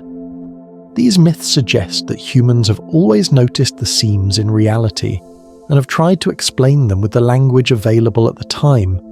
Gods, spirits, cycles, rituals, and cosmic gates. Listening to those myths softly, we see a continuity. People have always felt that reality can be porous. There are gentle modern accounts that read like folklore for our age. A woman visiting her childhood town noticed that a small shop had changed location in her memory. It was as if an entire block had slid a few feet down the street. She asked neighbours, checked property records, and found no evidence that the shop had moved. Over time, she came to accept the mismatch as part of her life's texture, a crease in history she could feel but not document. Rather than grow anxious, she began to tell the story to friends, who listened with a mixture of curiosity and comfort. Her tale did not demand explanation. It offered a soft mystery, a reminder that not every mismatch needs fixing. Some people interpret these moments as literal overlaps of dimensions or timelines. They imagine parallel layers of reality coexisting close enough that, for a breath, they touch. In that model, the world is not a single film strip, but a handful of nearly identical reels lying side by side. Occasionally, through unknown causes, a slit appears and the reels briefly imprint on one another. The imprint is small, a word here, a colour there, but it is enough to unnerve the mind that anchors itself in continuity. For those who hold this view, the Mandela Effect becomes evidence of the world's multi-layered architecture, fingerprints left by neighbouring worlds. Other people find metaphors of energy and frequency more persuasive. They imagine each version of reality as vibrating at a slightly different pitch. When the local environment's energy shifts, through human emotion, solar activity or other factors, the pitch can change enough for one reality to slide closer to another. This shift is not loud. It is like tuning a radio. When the dial catches a near frequency, two stations overlap for a moment, and you hear a blended sound. In this soft image, timeline slips are not violations, but moments of resonance, brief harmonies between almost identical worlds. Skeptics remind us to consider psychological and social explanations, memory errors, suggestion, and the way stories amplify each other. These are real and often sufficient reasons for many Mandela Effect instances. Yet even skeptics acknowledge that the subjective experience, the feeling of a seam or a slip, is itself meaningful. Whether the cause is neurological, cultural, or metaphysical, the experience changes how people relate to the world. It can prompt humility, curiosity, and a renewed interest in how fragile our sense of continuity really is. There are also reports that add texture without claiming spectacle. People sometimes recount waking from a dream that continues into their waking day, adding details that never existed before. Other times the feeling arrives slowly, a memory that returns altered, as if the file has been opened and saved with a changed line. In the quiet follow-up to these moments, people often speak of the choices they make, to obsess and hunt for proof, or to breathe, acknowledge the oddity, and move forward. Many find peace in the latter option, treating the anomaly as a soft brushstroke in the painting of their life rather than a gouge. If these overlaps sometimes feel like mild disorientation, they can also open the door to wonder. They invite us to ask gentle questions. What if reality is less fixed than we assume? What if memory does not only record but participates in a living conversation with the world? These questions do not demand answers tonight.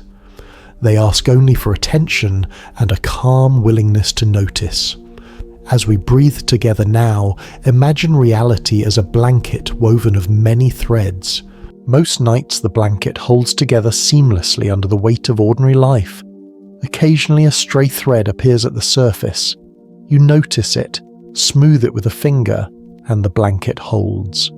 Sometimes the thread is part of a pattern from another blanket entirely, lightly visible for a moment before slipping back under the weave. There is no need to unravel the whole cloth to appreciate the small wonder of that thread. In the next chapter, we will explore the deeper interplay between consciousness and reality, the idea that the mind might not only remember, but also help shape what is remembered. We will walk through theories that suggest the observer, the human heart and mind, plays an intimate role in the fabric of experience. For now, carry this gentle thought. Realities may touch without breaking, and the small things that change can teach us about the vast, tender mystery of being here together. Chapter 12: Consciousness and the Fabric of Reality. There is a gentle, intimate feeling that lives at the center of many Mandela Effect conversations. The sense that consciousness is not merely a passenger inside the world, but a kind of participant. When we speak of consciousness shaping reality, we're not asking for a dramatic rewriting of the laws of physics. We're exploring a quieter thought, that attention, belief, and collective focus might subtly influence what gets noticed, recorded, and remembered. Tonight we will rest with that idea, tracing its soft edges with stories, science, light, and gentle imagination, always mindful of the difference between poetic possibility and hard proof. Begin by picturing a quiet pond at dawn. The surface is still until a hand reaches in to place a ring of stones. Each stone sends ripples across the water. Where the ripples meet, new patterns emerge. Consciousness can feel a little like those stones. Each act of attention drops a ripple into the communal field of experience. Most ripples fade quickly, but when many stones fall near one another, the waves combine into a pattern you can see from the shoreline. That pattern is not necessarily a change in the pond's depth or ecology. It's a visible effect of many small interactions.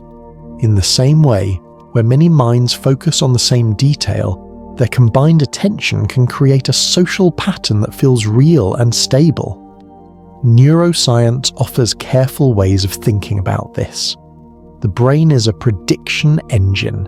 It constantly models the world and updates those models with sensory input. Perception itself is partly constructed. The brain infers a coherent scene from incomplete signals. Attention determines which parts of those signals are weighted most heavily. If enough people attend to the same reconstruction, it becomes culturally reinforced and easier for individuals to experience it as real.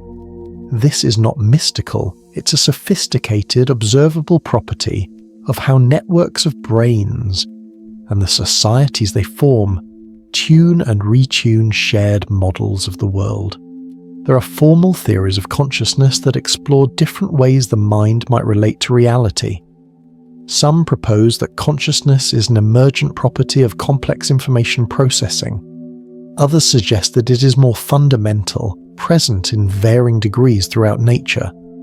These philosophical ideas have names like panpsychism, which gently suggest that mind-like qualities could be a ubiquitous feature of matter, or integrated information perspectives that emphasize how tightly unified experience becomes as information is bound together. Each approach asks the same soft question in its own language. What is the precise relationship between experience and the world experienced? it's crucial to hold a cautious, kind skepticism here. Theories that hint at consciousness shaping reality are not invitations to magical thinking. They are ways to hold a space for mystery while remaining intellectually honest. The brain's capacity to construct meaning combined with the social dynamics of shared attention is already powerful enough to explain many Mandela Effect experiences without invoking cosmic rewriting. Yet acknowledging that power, the way minds can make certain things feel resolute simply through shared belief and focus, is itself illuminating and consoling. There are small human stories that show how potent attention can be. A neighborhood once rallied to remember a local mural that had been painted by children decades earlier. Year after year, they told stories of the mural's colors and the exact scene it depicted. When a new owner repainted the wall, community members insisted the old painting had been slightly different. When old photographs surfaced, the differences were subtle but not identical to the remembered versions. The collective attachment to the mural's remembered details shaped the way neighbors told the story, and in that telling they kept a version of the mural alive. Their shared consciousness had not altered pigment or brick, but it had shaped what the community treasured and how it remembered itself. On a broader scale, there are studies, careful, methodical, and often controversial, that explore whether collective intention can have measurable effects on physical systems. Researchers have long investigated subtle correlations between focused human intention and outcomes in random event systems. Results vary, and the field is contested. Some experiments report small statistical deviations, while others find no effect. The important calming lesson here is not whether these studies definitively prove mind over matter. The lesson is to notice how invested we are in the idea that our inner life could matter to the outer world, and how earnest scientists and thoughtful people alike keep searching in that borderland between subjectivity and objectivity. Belief itself is a force of meaning. A culture that believes certain things about history, about symbolism, about who and what matters, tends to organize memory and attention around those beliefs.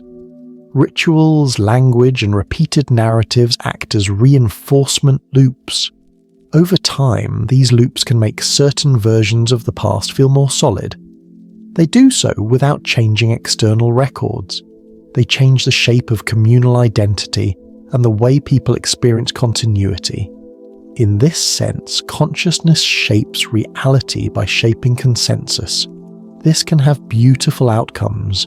Collective belief can create compassion, motivate food drives, inspire art, and bind communities together in shared purpose. It can preserve cherished memories and give weight to otherwise ephemeral moments.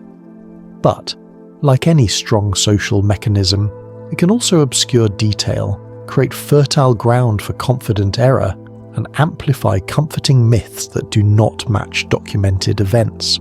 Seeing both sides with gentle curiosity lets us use collective attention wisely, to build care instead of delusion. There are also subtler philosophical ideas here, quieter than slogans. Consider the observer effect in a metaphorical sense. When you look closely at a life, you change how you relate to it. If enough people look closely at the way an event is remembered, the memory evolves. The act of observing becomes part of the history of that memory. This does not mean the past rewrites itself physically each time someone remembers. Rather, the past living presence in human minds is altered by the very act of recollection. It becomes a different story, reshaped by the contours of attention and emotion. As we move through this reflection, notice the invitation at its center to treat consciousness as an active, compassionate participant in the world, not as a judge or an enemy of truth. When a memory surprises you, or when a group remembers differently than records show, it is an opportunity to practice humility. Ask questions, seek evidence, and hold the personal truth of feeling with care. You can honour both empirical facts and the emotional reality of your memories. That balanced stance is a gentle wisdom. Hold curiosity and verification together like two hands warming a cup.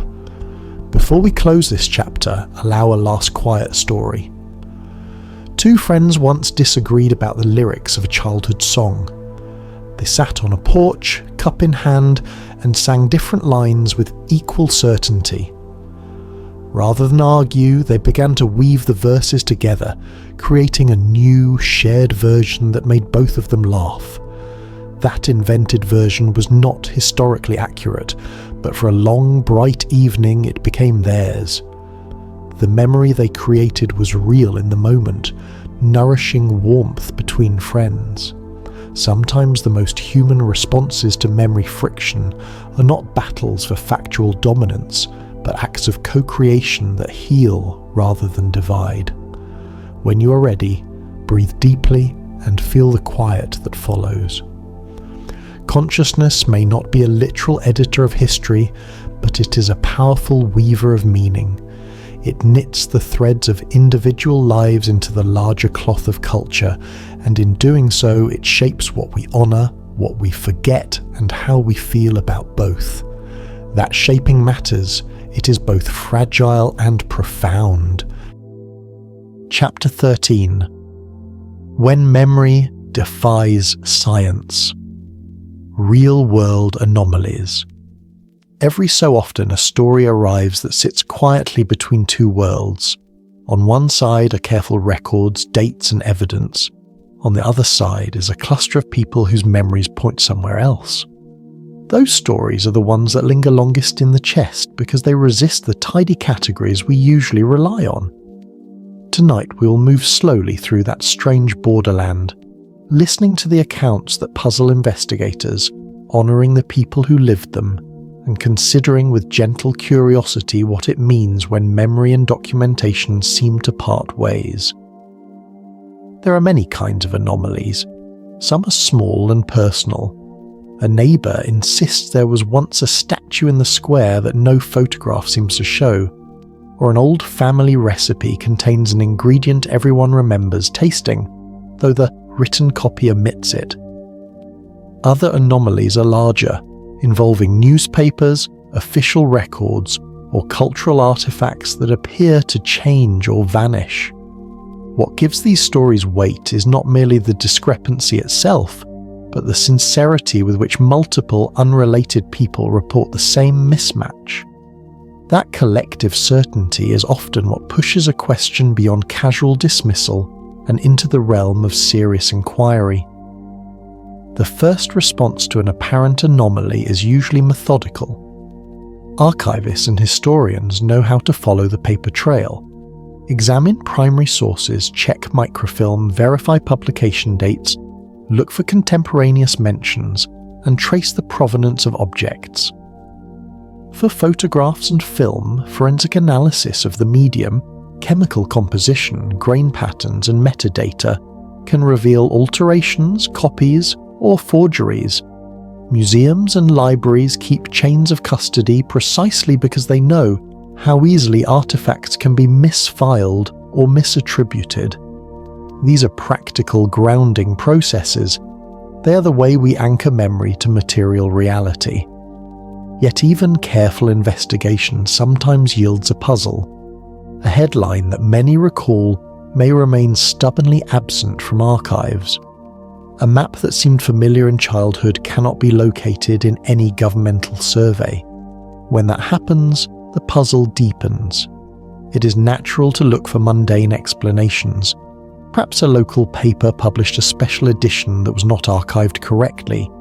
Perhaps a map was custom made and circulated in a small neighbourhood.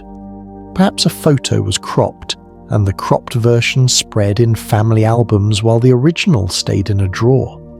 These explanations often solve the mystery, and when they do, there is a calming closure, an error fixed, a gap filled. But there are cases that resist tidy closure. People describe entire streets seeming to shift, or business logos appearing in family photos that do not match any known corporate design. They recount telephone conversations that leave no trace in billing records, or municipal signs whose wording has no recorded origin. For those who experience these things, the effect often goes beyond curiosity. It calls into question the reliability of the world's memory and, by extension, their own. That emotional weight is an important part of any careful account. Humans encounter anomalies not as puzzles in a lab, but as ruptures in the story of their lives. Investigators approach such claims with both openness and discipline. They know human testimony can be compelling and also fallible. Best practice is to collect as much contemporaneous documentation as possible: receipts, timestamps, film, microfilm, institutional logs, and physical artifacts. Oral histories are valuable, but they are most useful when paired with independent records. Sometimes an anomaly yields to patient digging. A mislabeled archive box, a fire that destroyed a small print run, or a private photograph tucked away in an attic resolves the mystery. The joy of such resolutions is understated but deep.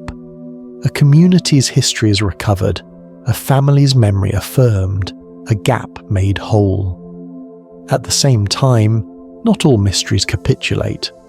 There are stories that remain unsettled even after careful inspection. People find old documents with odd inconsistencies, a date written in ink that chemistry suggests is newer than the paper, or an index entry for a headline that no one can locate. When anomalies persist, scientists and historians feel a healthy tension. On the one hand, extraordinary claims require extraordinary evidence. On the other, the complexity of cultural artifacts and the fragility of archives mean that absence of proof is not always proof of absence. This subtle distinction keeps the best inquiries humble and curious rather than dogmatic. We must also gently consider the possibility of misinformation and deliberate alteration. Digital tools make it easier than ever to edit images and spread convincing fakes. At the same time, the human mind is creative. It fills blanks, constructs narratives, and loves a tidy story. Sometimes a memory that feels vivid is the product of an accumulating set of small errors. A misremembered detail here, a jokey remark there, an inflated retelling that over decades grows into a confident account. So investigators look for signs of tampering, and for natural explanations in equal measure. Both paths are part of the same careful, respectful search. There are tendernesses in these stories worth honouring. People who experience persistent anomalies often report a mix of emotions: wonder, fear, embarrassment, curiosity, and sometimes community. Many find solace in sharing their account with others who have similar experiences. Online forums and small local groups become spaces of mutual support. There is comfort in hearing another voice say, "I noticed that too." Sometimes shared attention leads to collective investigation, where residents comb through local records, interview longtime neighbours, and compare photographs.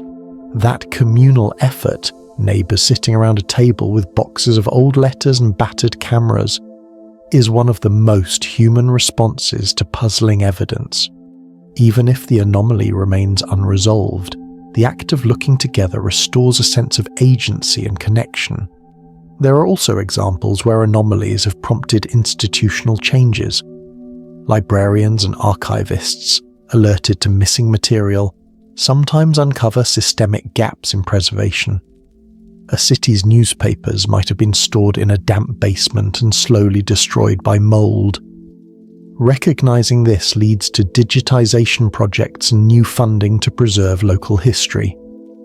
In that way, the discomfort of an anomaly can yield a practical, beneficial outcome: better care for memory's physical traces for the benefit of future generations. We should also speak quietly about the limits of science and the role of humility.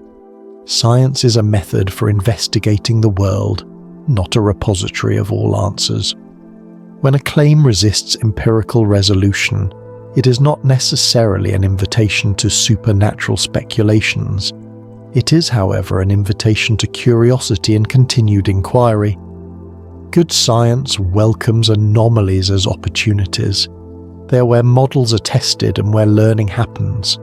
The right response is both skeptical and open-minded. Test, document, repeat, and remain willing to revise hypotheses. For those who feel unsettled by contradictions between memory and record, there are gentle practices that help. Simple steps like checking multiple independent archives, speaking to long-time local residents, and photographing physical artifacts create a firmer ground for investigation. Mindfully, it helps to accept emotional responses without letting them harden into anxiety. Many people find balance by treating the experience as both a puzzle and a personal memory that maintains its own meaning regardless of external proof. As we consider these anomalies, it is helpful to remember a human truth. Some uncertainties will likely remain. Not every thread can be followed back to its origin. Some fragments of our past are lost to time, to carelessness, or to the simple fact that records were never made. Others might be misfiled or misremembered, and a few might continue to defy easy explanation, quietly insisting that the world is stranger than our neatest categories allow. These unresolved stories do not need to frighten us. They can be invitations to humility and wonder, reminders that the world contains more texture than fits into our current theories. They ask us to be careful with our assertions, tender with our fellow humans, and persistent in our search for evidence. They call us to be both rigorous and compassionate investigators of the past. Tonight, as you breathe, imagine a long table scattered with photographs, letters, and cups of tea. People sit around it, sorting the fragments of memory with gentle hands, comparing notes and laughing at small misrecollections. Some mysteries are solved by morning light. Others remain, beautiful and strange, like constellations whose shape shifts depending on where you stand. There is solace in the company of those who care enough to look. In the next chapter, we will move from anomalous mysteries to the neuroscience that underpins perception and false recognition. We will explore the brain's architecture, temporal lobe activity, and the ways in which neural processes can create vivid, divergent experiences of the same world. For now, hold this soft balance. Mysteries may persist, but our curiosity combined with careful inquiry is the best companion we have. Chapter 14. The Neuroscience of Alternate Realities. There is a quiet, humble miracle in the way brains turn the rushing world into a calm, continuous life. Our nervous system takes noise, light, sound, touch, and weaves it into the soft story we carry around inside our heads. But that weaving can loosen, fray, or knot in surprising ways, and when it does, we sometimes feel as if we've slipped into a slightly different version of the world. In this chapter, we will move slowly through the brain's machinery, learning how perception, memory, and recognition are made, and how small changes inside the skull can feel like whole, alternate realities. At the center of our story is the idea that perception is not a passive recording. The brain constantly guesses ahead. It makes predictions about what the eyes will see, what a friend will say, and how a familiar street should look, then checks those guesses against incoming signals. This process, called predictive coding, is efficient and elegant. It lets us move quickly through the world without being overwhelmed by detail. But it also opens the door to errors. If the brain's prediction is strong, and the incoming signal is weak or ambiguous, the prediction can dominate. The result is perception shaped more by expectation than by raw input, a difference that can feel startling when we compare notes with others. Memory and recognition live in a network of regions that work like different artisans in a quiet workshop. The hippocampus helps lay down and retrieve episodes, the where and when of an experience. The prefrontal cortex helps us judge the source of what we remember, asking gently, "Did I see this, or did I hear it from someone?" The fusiform gyrus helps us recognize faces. The visual cortex maps the shapes and colors before us, and the amygdala colors memories with emotion. These parts speak to one another across tiny electrical pulses and chemical whispers. When they agree, experience feels coherent and solid. When they disagree, experience wavers. A common source of altered reality experiences involves what scientists call source monitoring errors. We hold many pieces of information in mind, something we actually saw, something we imagined, something someone told us, and something we saw in a film. Over time, the tags that tell us where each bit came from can fade. You may remember the content but not its origin, and your brain will default to the most plausible source. That's why a line from a parody might feel like the original, or why a dream can later masquerade as a memory. Source confusion feels intimate and odd because the scene itself is vivid, only its provenance has slipped. Another important player is the temporal lobe, a region of the brain that sits near the ears and is deeply involved in memory, emotion, and the sense of familiarity.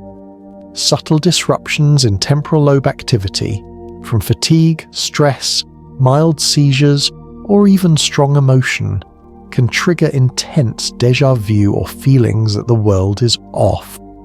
People who experience temporal lobe seizures often report profound déjà vu, or memories that feel newly alive and strange.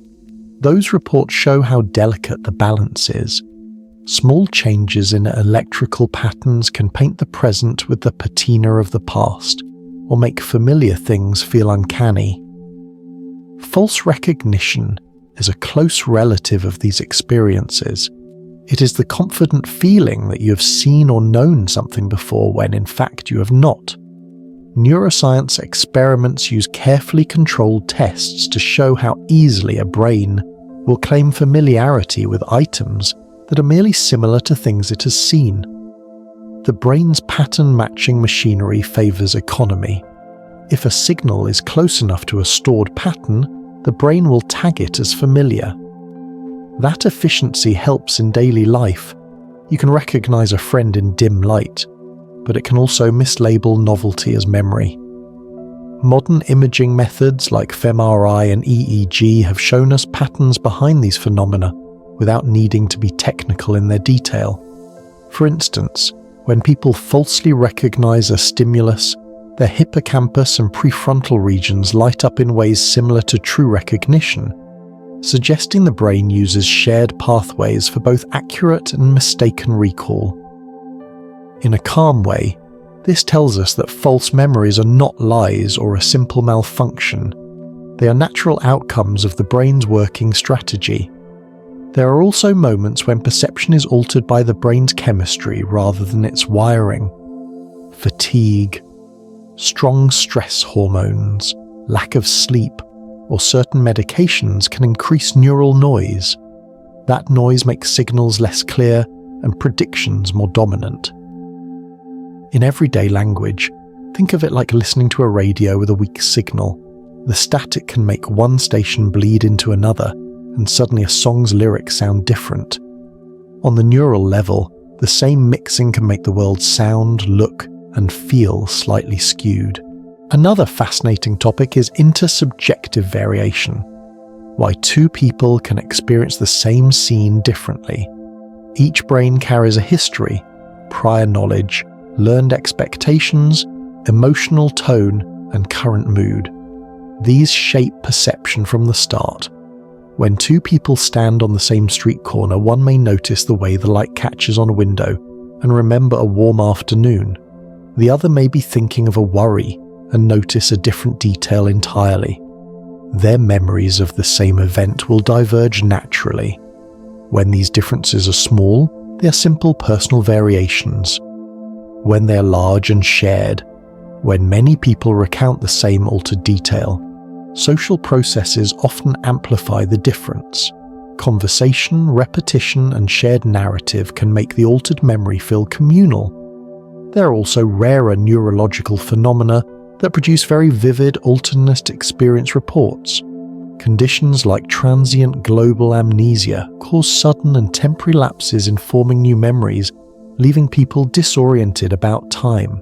Auditory or visual hallucinations, which can arise during sleep deprivation, illness, or certain neurological conditions, make people perceive things that are not objectively present.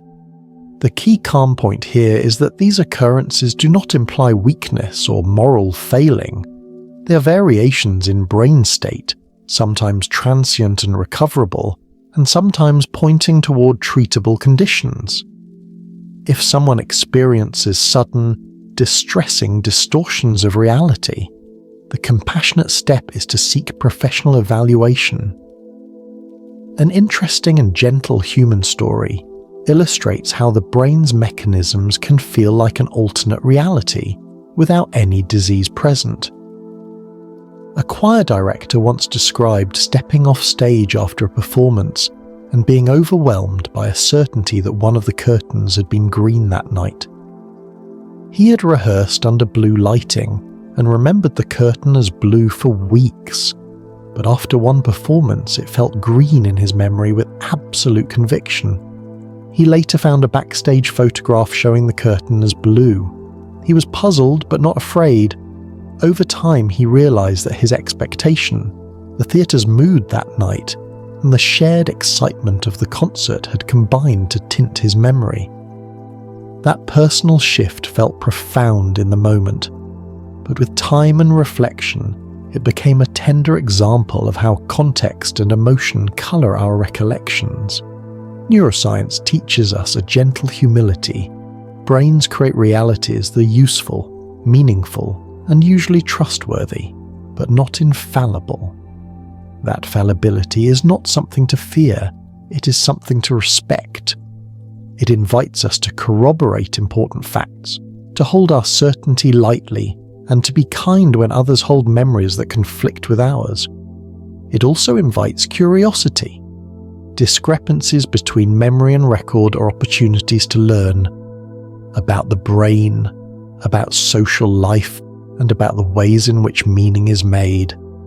Finally, the question we began with, can two people literally see different versions of the same world, can be answered calmly and clearly.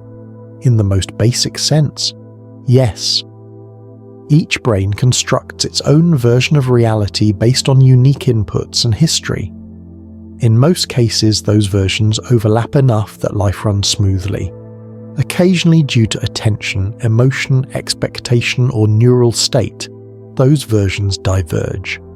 When thousands diverge in similar ways, social and cognitive mechanisms explain how a shared alternate memory can form. When a single person diverges dramatically, neural or psychological factors may be involved. Both possibilities are natural outcomes of the brain's way of working. As we close this chapter, take a slow breath and rest with the knowledge that your brain is a brilliant, fallible artist. Its mistakes are not betrayals, they are part of its craft.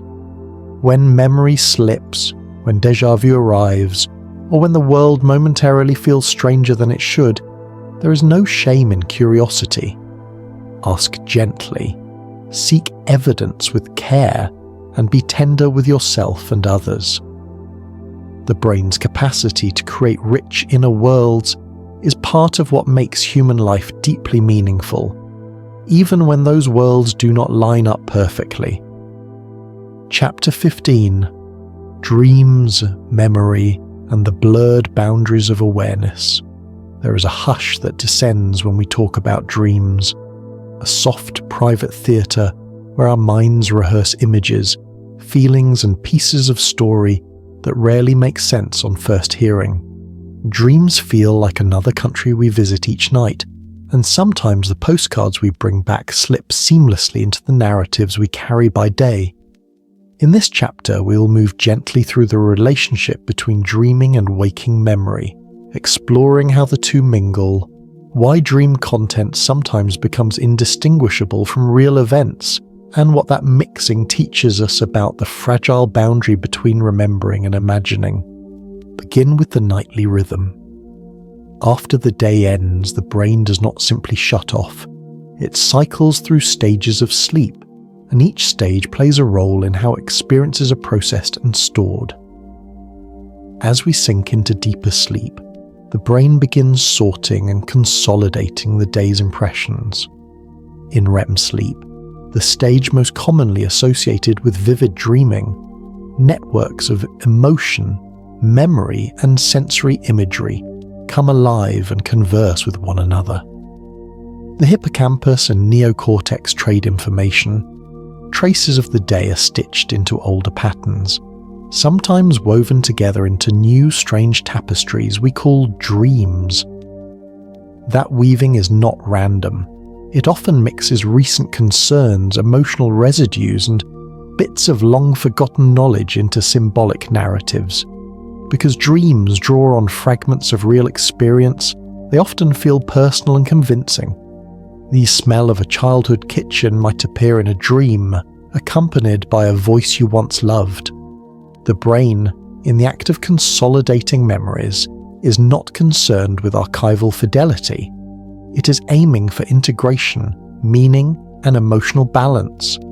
A dream that weaves together a neighbour's laugh with a line from an old movie may serve the mind's purpose even if it never literally happened.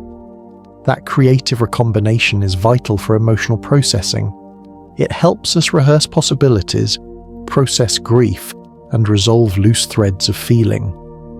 But it also allows dream content to masquerade later as a memory. One reason dreams sometimes overwrite waking memories is timing. Memories become more malleable during reconsolidation, the window following recall when new information can be integrated. If you have a strong dream that rehearses a scene similar to a waking event, and then soon afterward you recall the waking event, the dream's details can slip into the memory as if they were always part of it. The brain does not label the origin with the care of an archivist. It labels by coherence and emotional relevance. If the dream fits the story will accept it. There are countless gentle examples of how this plays out. A person might dream of a childhood birthday party in which a particular song played. The next day, they confidently sing along to that song when telling the story, only to discover the song was never played at the party. Another person might dream a conversation with a friend and later recall having actually had that conversation. Over time, repeated dream rehearsals can create a palimpsest of memory, layers upon layers where dream and life partially overwrite one another. Sleep scientists have catalogued how certain kinds of experiences are more likely to be incorporated into dreams. Emotional events, novelty, and unresolved problems tend to reappear in the dream landscape. That is why intensely personal, emotional items are most likely to be misattributed later. They are the very content the brain prioritizes for processing. Dreams often feel true because the feelings they invoke are real. The memory that survives may be accurate in emotion, but flexible in detail. There are also mechanisms in waking life that cause dream content to be mistaken for reality. Source monitoring errors, which we discussed earlier, make it difficult to remember where a piece of information came from. When you remember a specific image or phrase, your brain may access the content but not the tag that says whether it was dreamed, imagined, read, or observed. Without that tag, your memory may default to the most plausible origin. If the dream is vivid and emotionally resonant, it is easy for the memory system to accept it as an actual event. Sleep deprivation and stress exacerbate this mixing. When the brain is tired, its ability to maintain clear source tags diminishes. Fatigue increases neural noise and reduces the quality of encoding and tagging, so dreamlike intrusions into waking memory become more likely. That is one reason why intense, confusing memory experiences often follow long nights, travel, or periods of high emotional strain. The culture around dreams also shapes how they are integrated into memory. If a community takes dreams seriously, if dreams are routinely shared, interpreted, and discussed, then dreams are rehearsed publicly and become part of the social record. When friends gather and trade dream stories, the shared retelling can transform private dreams into communal narratives. In that social process, dream details gain weight and persistence. That is not a failure. It is a human way of finding meaning and community in the private theatre of the mind. There are simple practices that help distinguish dream from waking memory, without diminishing the wonder of either. One practice is gentle note-taking, keeping a small dream journal by the bedside, writing down key images immediately upon waking. That simple physical act anchors origin. The written note serves as evidence that a scene came from the night. Over time, the habit trains the brain to tag a specific class of content as dream-derived. Another practice is mindful rehearsal. When you recall a memory, take a quiet moment to ask, in a non-judgmental way, where this memory first appeared for you. Did you see it in a film, read it, or did it arrive in a nighttime dream? Asking the question softly and without accusation helps strengthen source monitoring. There are also social strategies. If you feel uncertain about a shared memory, a minor detail of a movie, a song lyric, or a childhood event, it is kind to check publicly but gently. Ask a friend, look for an archival source, or accept that the memory may remain ambiguous. Human relationships thrive not on total factual certainty, but on mutual care. If a misremembered detail is not consequential, letting it rest in the shared warmth of storytelling is often the healthiest choice. Dreams can also be harnessed creatively. Some artists, scientists, and writers have used dream rehearsal to explore ideas, solve problems, and access unusual combinations of images that lead to innovation.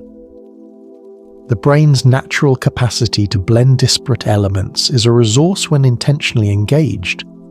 Keeping a gentle, curious relationship to dreams, recording them, playing with their imagery in waking life, can transform potential confusion into creative fuel. There are darker edges too, and they deserve calm attention. For some people, the intrusion of dream content into waking life can be distressing, frequent, or disorienting. When dreams become persistently confusable with waking memory, or when they trigger anxiety and dysfunction, it is wise to consult a clinician.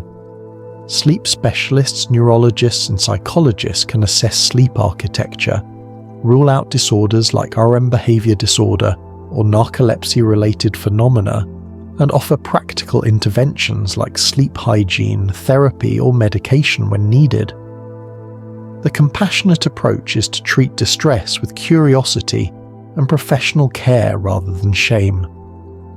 The Mandela Effect often touches this borderland because dreams are one powerful source of shared misremembering.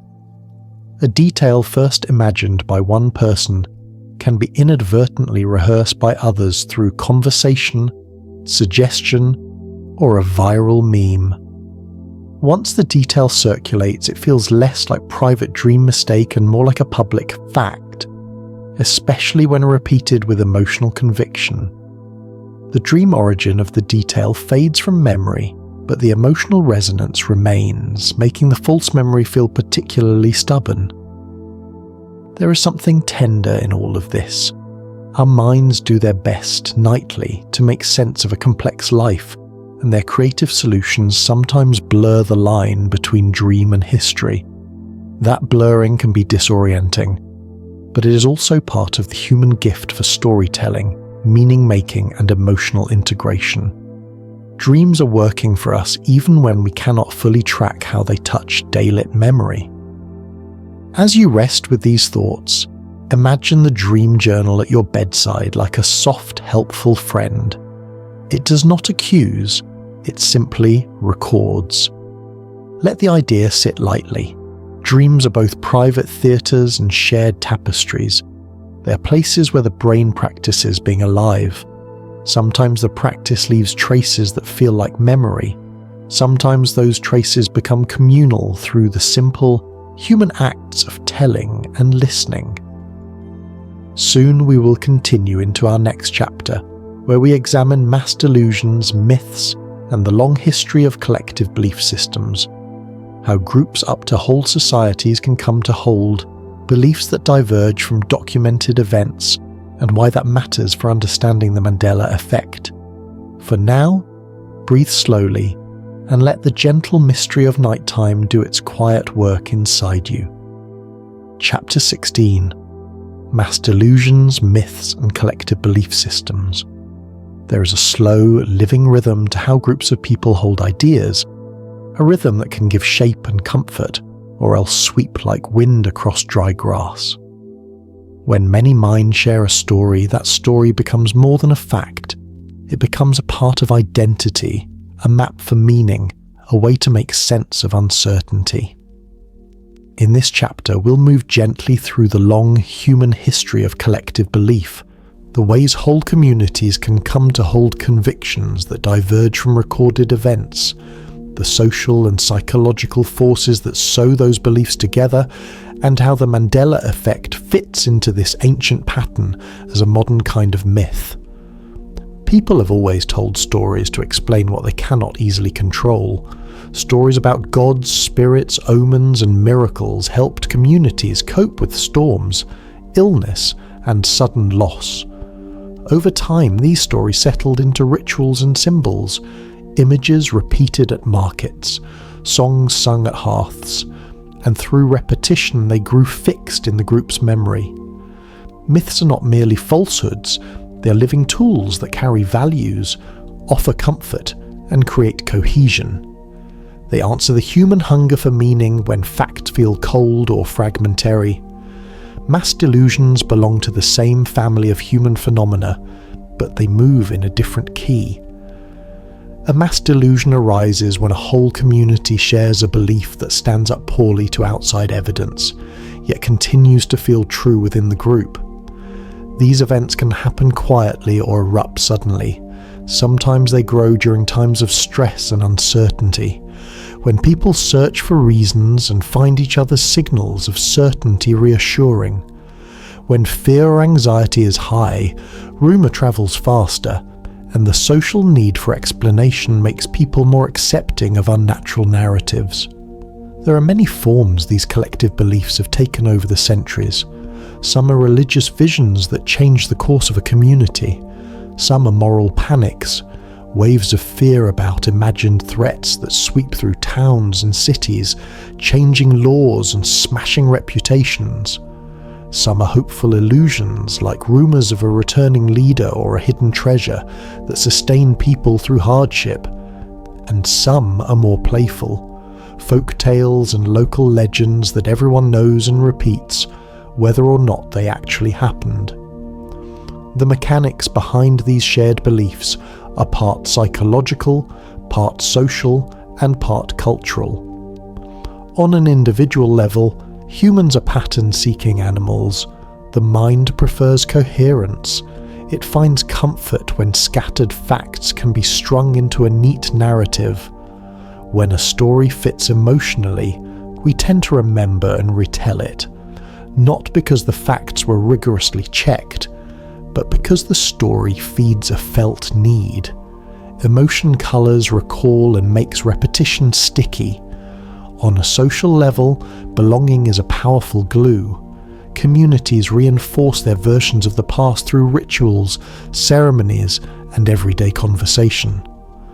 When a belief becomes part of a group's identity, dissent is not merely a factual correction. It can feel like betrayal.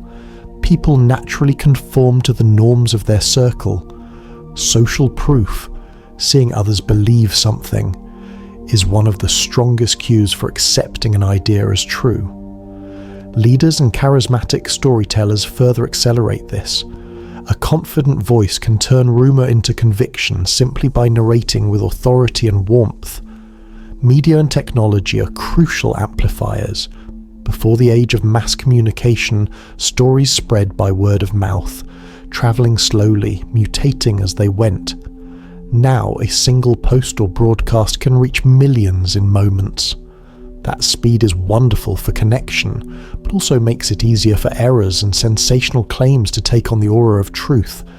Emotional content travels well online. Algorithms reward what holds attention, not what is accurate.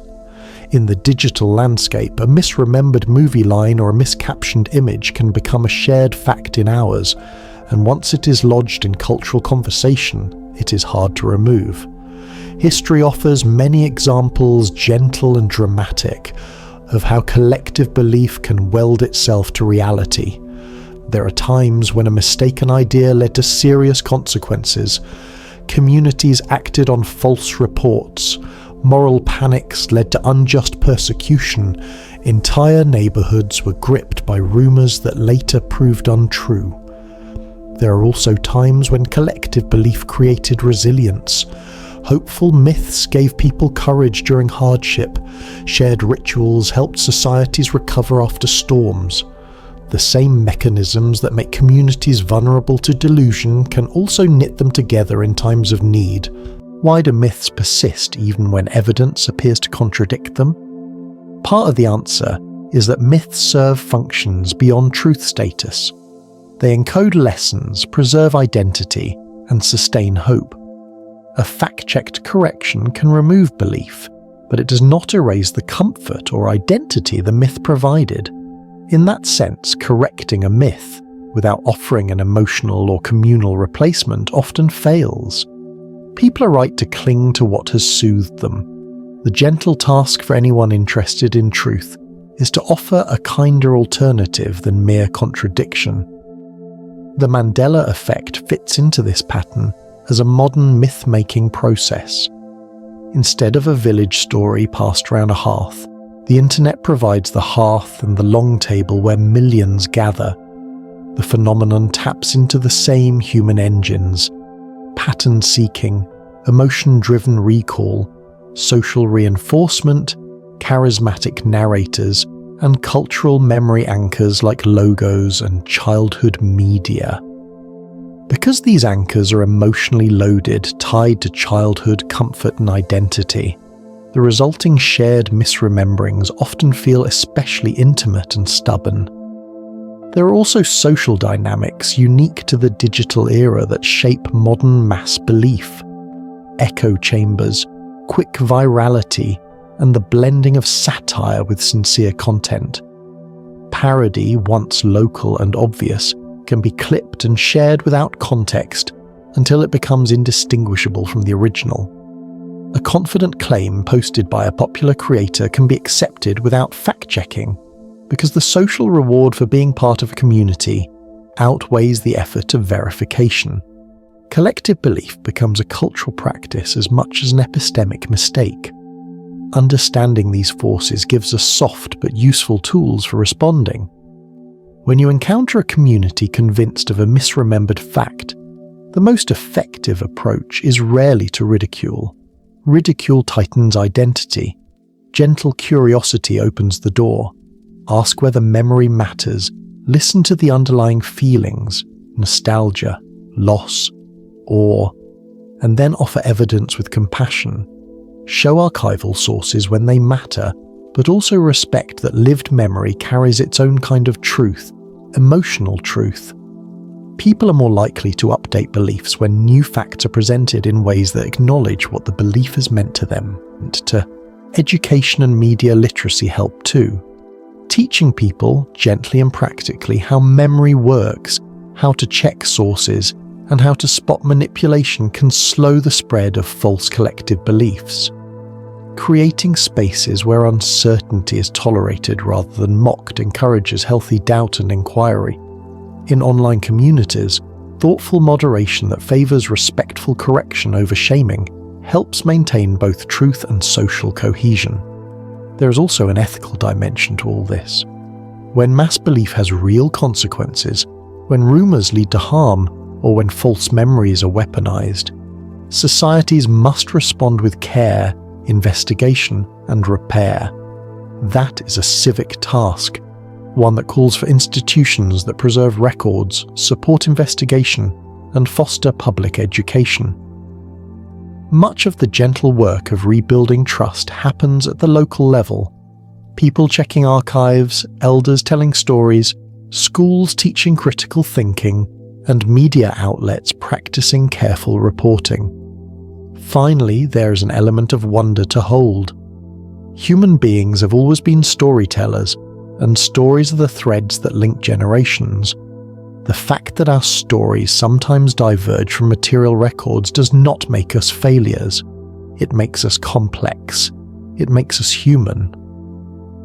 The Mandela Effect, seen compassionately, is a mirror. It shows how memory, culture, and technology come together to create shared worlds. It asks us to be careful with facts, kind with feelings, and ever curious about how our collective life is woven. As you rest with that image, imagine a town square at dusk where people gather to tell the day's tales. Some stories are accurate retellings, some are embellished, some are parables. All of them do work. They teach, comfort, warn, and bond.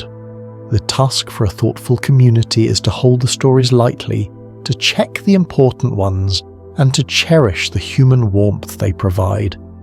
In the balance, we find both truth and tenderness. Chapter 17. Could technology be changing memory? There is a quiet companion that walks with almost everyone now.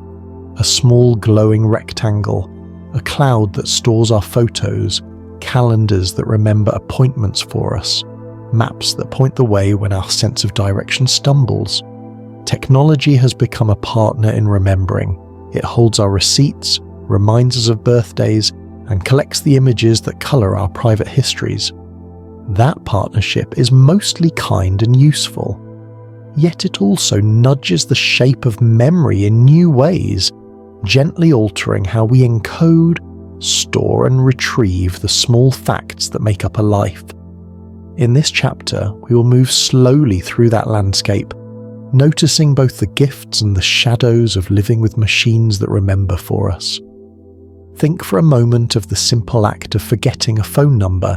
Once upon a time, those lines of digits lived in our heads. We practiced them until they fit into muscle and memory. Now we save them in contacts and rarely repeat them aloud. This is an example of cognitive offloading, the practice of letting external systems carry information so our minds can be free for other tasks. Offloading is efficient. It frees attention for creativity, relationships, and problems that need flexible thought. But it also means that certain mental skills are exercised less often. When the scaffold is taken away, a dead battery, a lost device, we sometimes feel a flinch of vulnerability, a realization that our internal store of facts has thinned. The way we photograph our lives is another quiet influence. Cameras once captured occasional family moments. Now they record everything. We document meals, sunsets, receipts, and tiny gestures. That abundance changes what we remember. Memory researchers have found that when we know an image exists digitally, our brain may invest less in encoding the moment fully. The photograph becomes a stand-in for the memory itself. The comfort of a captured image is real. You can revisit the pixels and the metadata, but the lived richness, the smell and touch of an instant, sometimes softens as a result. Our recollections become tethered to files, thumbnails, and timestamps rather than to feeling. Search engines, archives, and instant fact-checking are gentle teachers of humility. They let us verify what we remember in seconds. That service is wonderful. It brings clarity and correction when needed. But it also changes how we store knowledge. Why memorize the capital of a country when you can look it up? Why practice multiplication when a calculator is in your pocket? there is a practical benefit in delegating slow recall to superfast tools, and yet the delegation shapes mental habits. Pattern recognition, mental arithmetic, and encyclopedic memory, once cultural treasures, are exercised differently in an age of constant lookup. Social media and the attention economy add another layer. We live in environments designed to capture focus and reward quick engagement. When memories are rehearsed on platforms that value immediacy and emotion, certain recollections amplify while others fade. A striking image or a short, vivid anecdote spreads quickly and becomes a communal anchor. Over time, the broadcastable moment, sharp, shareable, and emotional, can outcompete the quiet, mundane recollections that also made up our lives. That editorial pressure changes the texture of what people collectively remember, privileging certain kinds of moments over others. Then there are engineered illusions, edited videos, cleverly altered images, and deepfakes that can place a face into a scene that never happened. These tools are increasingly sophisticated and widely available. Their presence matters because they blur the line between personal memory and externally generated artifact. When a convincing fake circulates, it can seed or reinforce a false recollection, not merely by suggestion, but by providing seemingly legitimate visual proof. Even when a forgery is exposed, the image's initial emotional impact can leave a residue. The mind is a sentimental archivist. A vivid clip watched once can anchor a conviction, even after evidence shows it to be false. Digital archives, caches, and versioned web pages introduce their own subtle dynamics. The internet remembers in layers. A page can be updated, cached copies can persist, and images can circulate with altered captions. When people search for proof of a remembered detail and find conflicting versions, the ambiguity can feel like reality itself shifting. Often the answer is prosaic. Different versions, edits over time, or regional variations. But the felt experience, the dizzying sense that what was once true is no longer, can be powerful and disorienting. Children growing up in this environment build habits different from older generations. Their earliest memories are already mediated by screens, cloud backups, and curated feeds. They learn to narrate life in snapshot form, a video of a birthday cake, a post about an outing, a threaded conversation that preserves a joke. These aids are wonderful for connection, but they also mean the younger mind learns to trust external memory partners early on. That has advantages: less anxiety about small facts, more cognitive bandwidth, and trade-offs, a different relationship to recall and to the endurance of unrecorded moments. Technology also shapes social memory. Collective archives can be edited, updated, or lost depending on corporate policies, server migrations, or the choices of platforms. When a platform removes content or alters design, what people once assumed about the past can appear to slip. Fans of a brand may notice a logo change. Researchers may find old posts deleted. The architecture of memory becomes partly dependent on companies' stewardship of data. That dependence invites new civic questions about long-term preservation, access, and the ethics of historical edits. But technology is not all erosion. It can deepen memory in remarkable ways. Oral histories can be recorded and shared across continents. Photographs rescued from basements can be restored and colorized. Databases can preserve small-town newspapers that otherwise would disintegrate. For communities that were previously underdocumented, digital archives offer dignity and survival. The same tools that enable confusion can also protect memory against loss. The balance lies in how we use them with care and intentionality. There are practical, kind ways to live well with these changes. First, cultivating a habit of active remembering helps. practice recalling details without immediately reaching for a device. Tell stories without showing a picture. These small exercises keep internal memory circuits warm and resilient. Second, use technology as a complement rather than a crutch.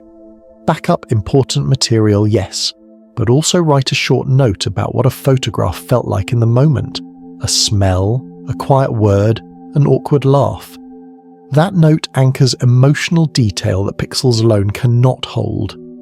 Third, be gentle with evidence. Archive multiple sources when something matters. A photograph, a written receipt, a time-stamped voice memo. Together they form a richer record than any single item. Digital literacy is another soft, powerful tool. Learn to check versions, examine metadata, and ask where a piece of content originated. When you discover a memory mismatch, investigate with curiosity rather than alarm. Ask whether different editions, regional variations, or marketing changes might explain the gap. That investigation often restores calm and reveals ordinary causes where mystery had seemed thick. Community practices also help. Encourage local archiving projects, support libraries and municipal efforts to digitize records, and teach younger people how to preserve context alongside images. Societies that care for their archives protect themselves from the slow erosion of collective memory and build resilience against both accidental loss and deliberate misinformation. Finally, hold an attitude of humble curiosity. Technology gives us unprecedented power to record, to share, and to find. With that power comes the quiet responsibility to remember well, to value the living texture of experience even as we trust devices to carry some of the load. When a Mandela Effect-like mismatch surprises you, it can be a learning moment, a chance to explore how you remember, who you remember with, and what tools you let stand in for recollection. As we continue our journey, we'll meet questions that bridge technology and meaning, philosophical puzzles about truth and perception, spiritual reflections on reality's malleability, and practices for living with uncertainty. Stay with me through those chapters. There are gentle revelations ahead that will tie together what we've learned tonight and leave you with feelings of calm clarity. Chapter 18. Philosophical questions the Mandela Effect raises. There is a kind of quiet philosophical gravity that settles over the Mandela Effect. A softness at first, then a weight, as if a familiar room has had its lighting changed, and suddenly every question feels more intimate. The phenomenon invites us to ask large, careful questions in small voices. What is reality really? Is truth something we discover, or something we weave together with one another? If memory is unreliable, what becomes of knowledge, responsibility, and the self? Tonight we will explore those questions gently, taking our time, keeping everything simple and clear, and letting the ideas land like smooth stones in a slow stream. First, the question of what reality is. On one hand, there is the intuition that reality is external and independent. The world of tables, stars, and signed documents exists whether or not we remember it correctly. That's a comforting view because it provides a steady ground. Facts can be checked, archives consulted, records verified.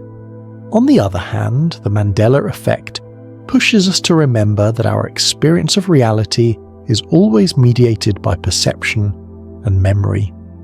The world we live inside is not the world itself, but our lived version of it. Philosophers call this the distinction between the noumenal, things as they are, and the phenomenal, things as we experience them. The Mandela Effect lives in that seam, reminding us that the bridge between the two can sometimes wobble. Then there is the question of truth. Philosophers have offered several ways to think about what it means for a statement to be true. A simple view is correspondence theory. A statement is true if it matches the facts. If you remember a logo with a cornucopia but the archive shows no cornucopia, correspondence theory would say your memory is false. Another way is coherence theory. Truth is about how well an idea fits into a web of beliefs. If many people's memories align, even without archival proof, the belief feels coherent and thus feels true in the communal sense. A third approach is pragmatic. A belief is true if it works, if holding that belief helps people navigate life. The Mandela Effect nudges each theory gently, showing us contexts where one theory comforts and another corrects. None offers final answers, but each gives a helpful tool for thinking. Epistemology, the study of how we know what we know, is central here. The Mandela Effect forces us to ask how much confidence we should place in memory, testimony, and record. It invites a kind of intellectual humility that is also practical humility. Check multiple sources for important facts, be open to correction, and hold personal recollections with warmth rather than dogmatic certainty. This humility does not mean cynicism. Rather, it is a clear-sighted tenderness. We trust evidence, but we also honour the emotional truth of memory. That balance is a philosophical stance as much as a strategy. Personal identity is another gentle place the Mandela Effect touches. Our sense of self depends on continuity, the idea that a story links childhood, now, and future. If memories can shift or be shared in odd ways, what becomes of the narrative that stitches a life together? Many philosophers argue that identity is narrative. Who we are is largely the life story we tell ourselves and others. Under that view, altered memories do not erase identity. They reshape the story. That can be destabilizing, but it can also be liberating. It allows new meanings to emerge, and it invites us to curate the story with care and compassion. Ethics enters quietly. What should we do when shared belief clashes with documented truth? If a community insists a historical event happened differently, how do we respond without disrespecting their feelings? The ethical answer often points toward empathy plus transparency. We can gently share evidence while acknowledging the emotional value of the memory. Correcting someone does not require erasing their dignity. Philosophically, this raises questions about epistemic responsibility, our duties to seek truth, and our duties to honour the psychological needs of others. Both matter. Related is the role of testimony and trust. Much of what most people know comes from others, teachers, elders, institutions. The Mandela Effect highlights how testimony can be both reliable and flawed. It encourages robust institutions, archives, libraries, careful journalism, while reminding us to cultivate critical thinking and media literacy. Philosophically, it's a call to build social systems that value evidence and care at the same time. There is also the question of metaphysics. Could reality be multiple, layered, or otherwise stranger than we suppose? Some are drawn to multiverse or simulation explanations because they appear to preserve subjective memory while explaining discrepancies.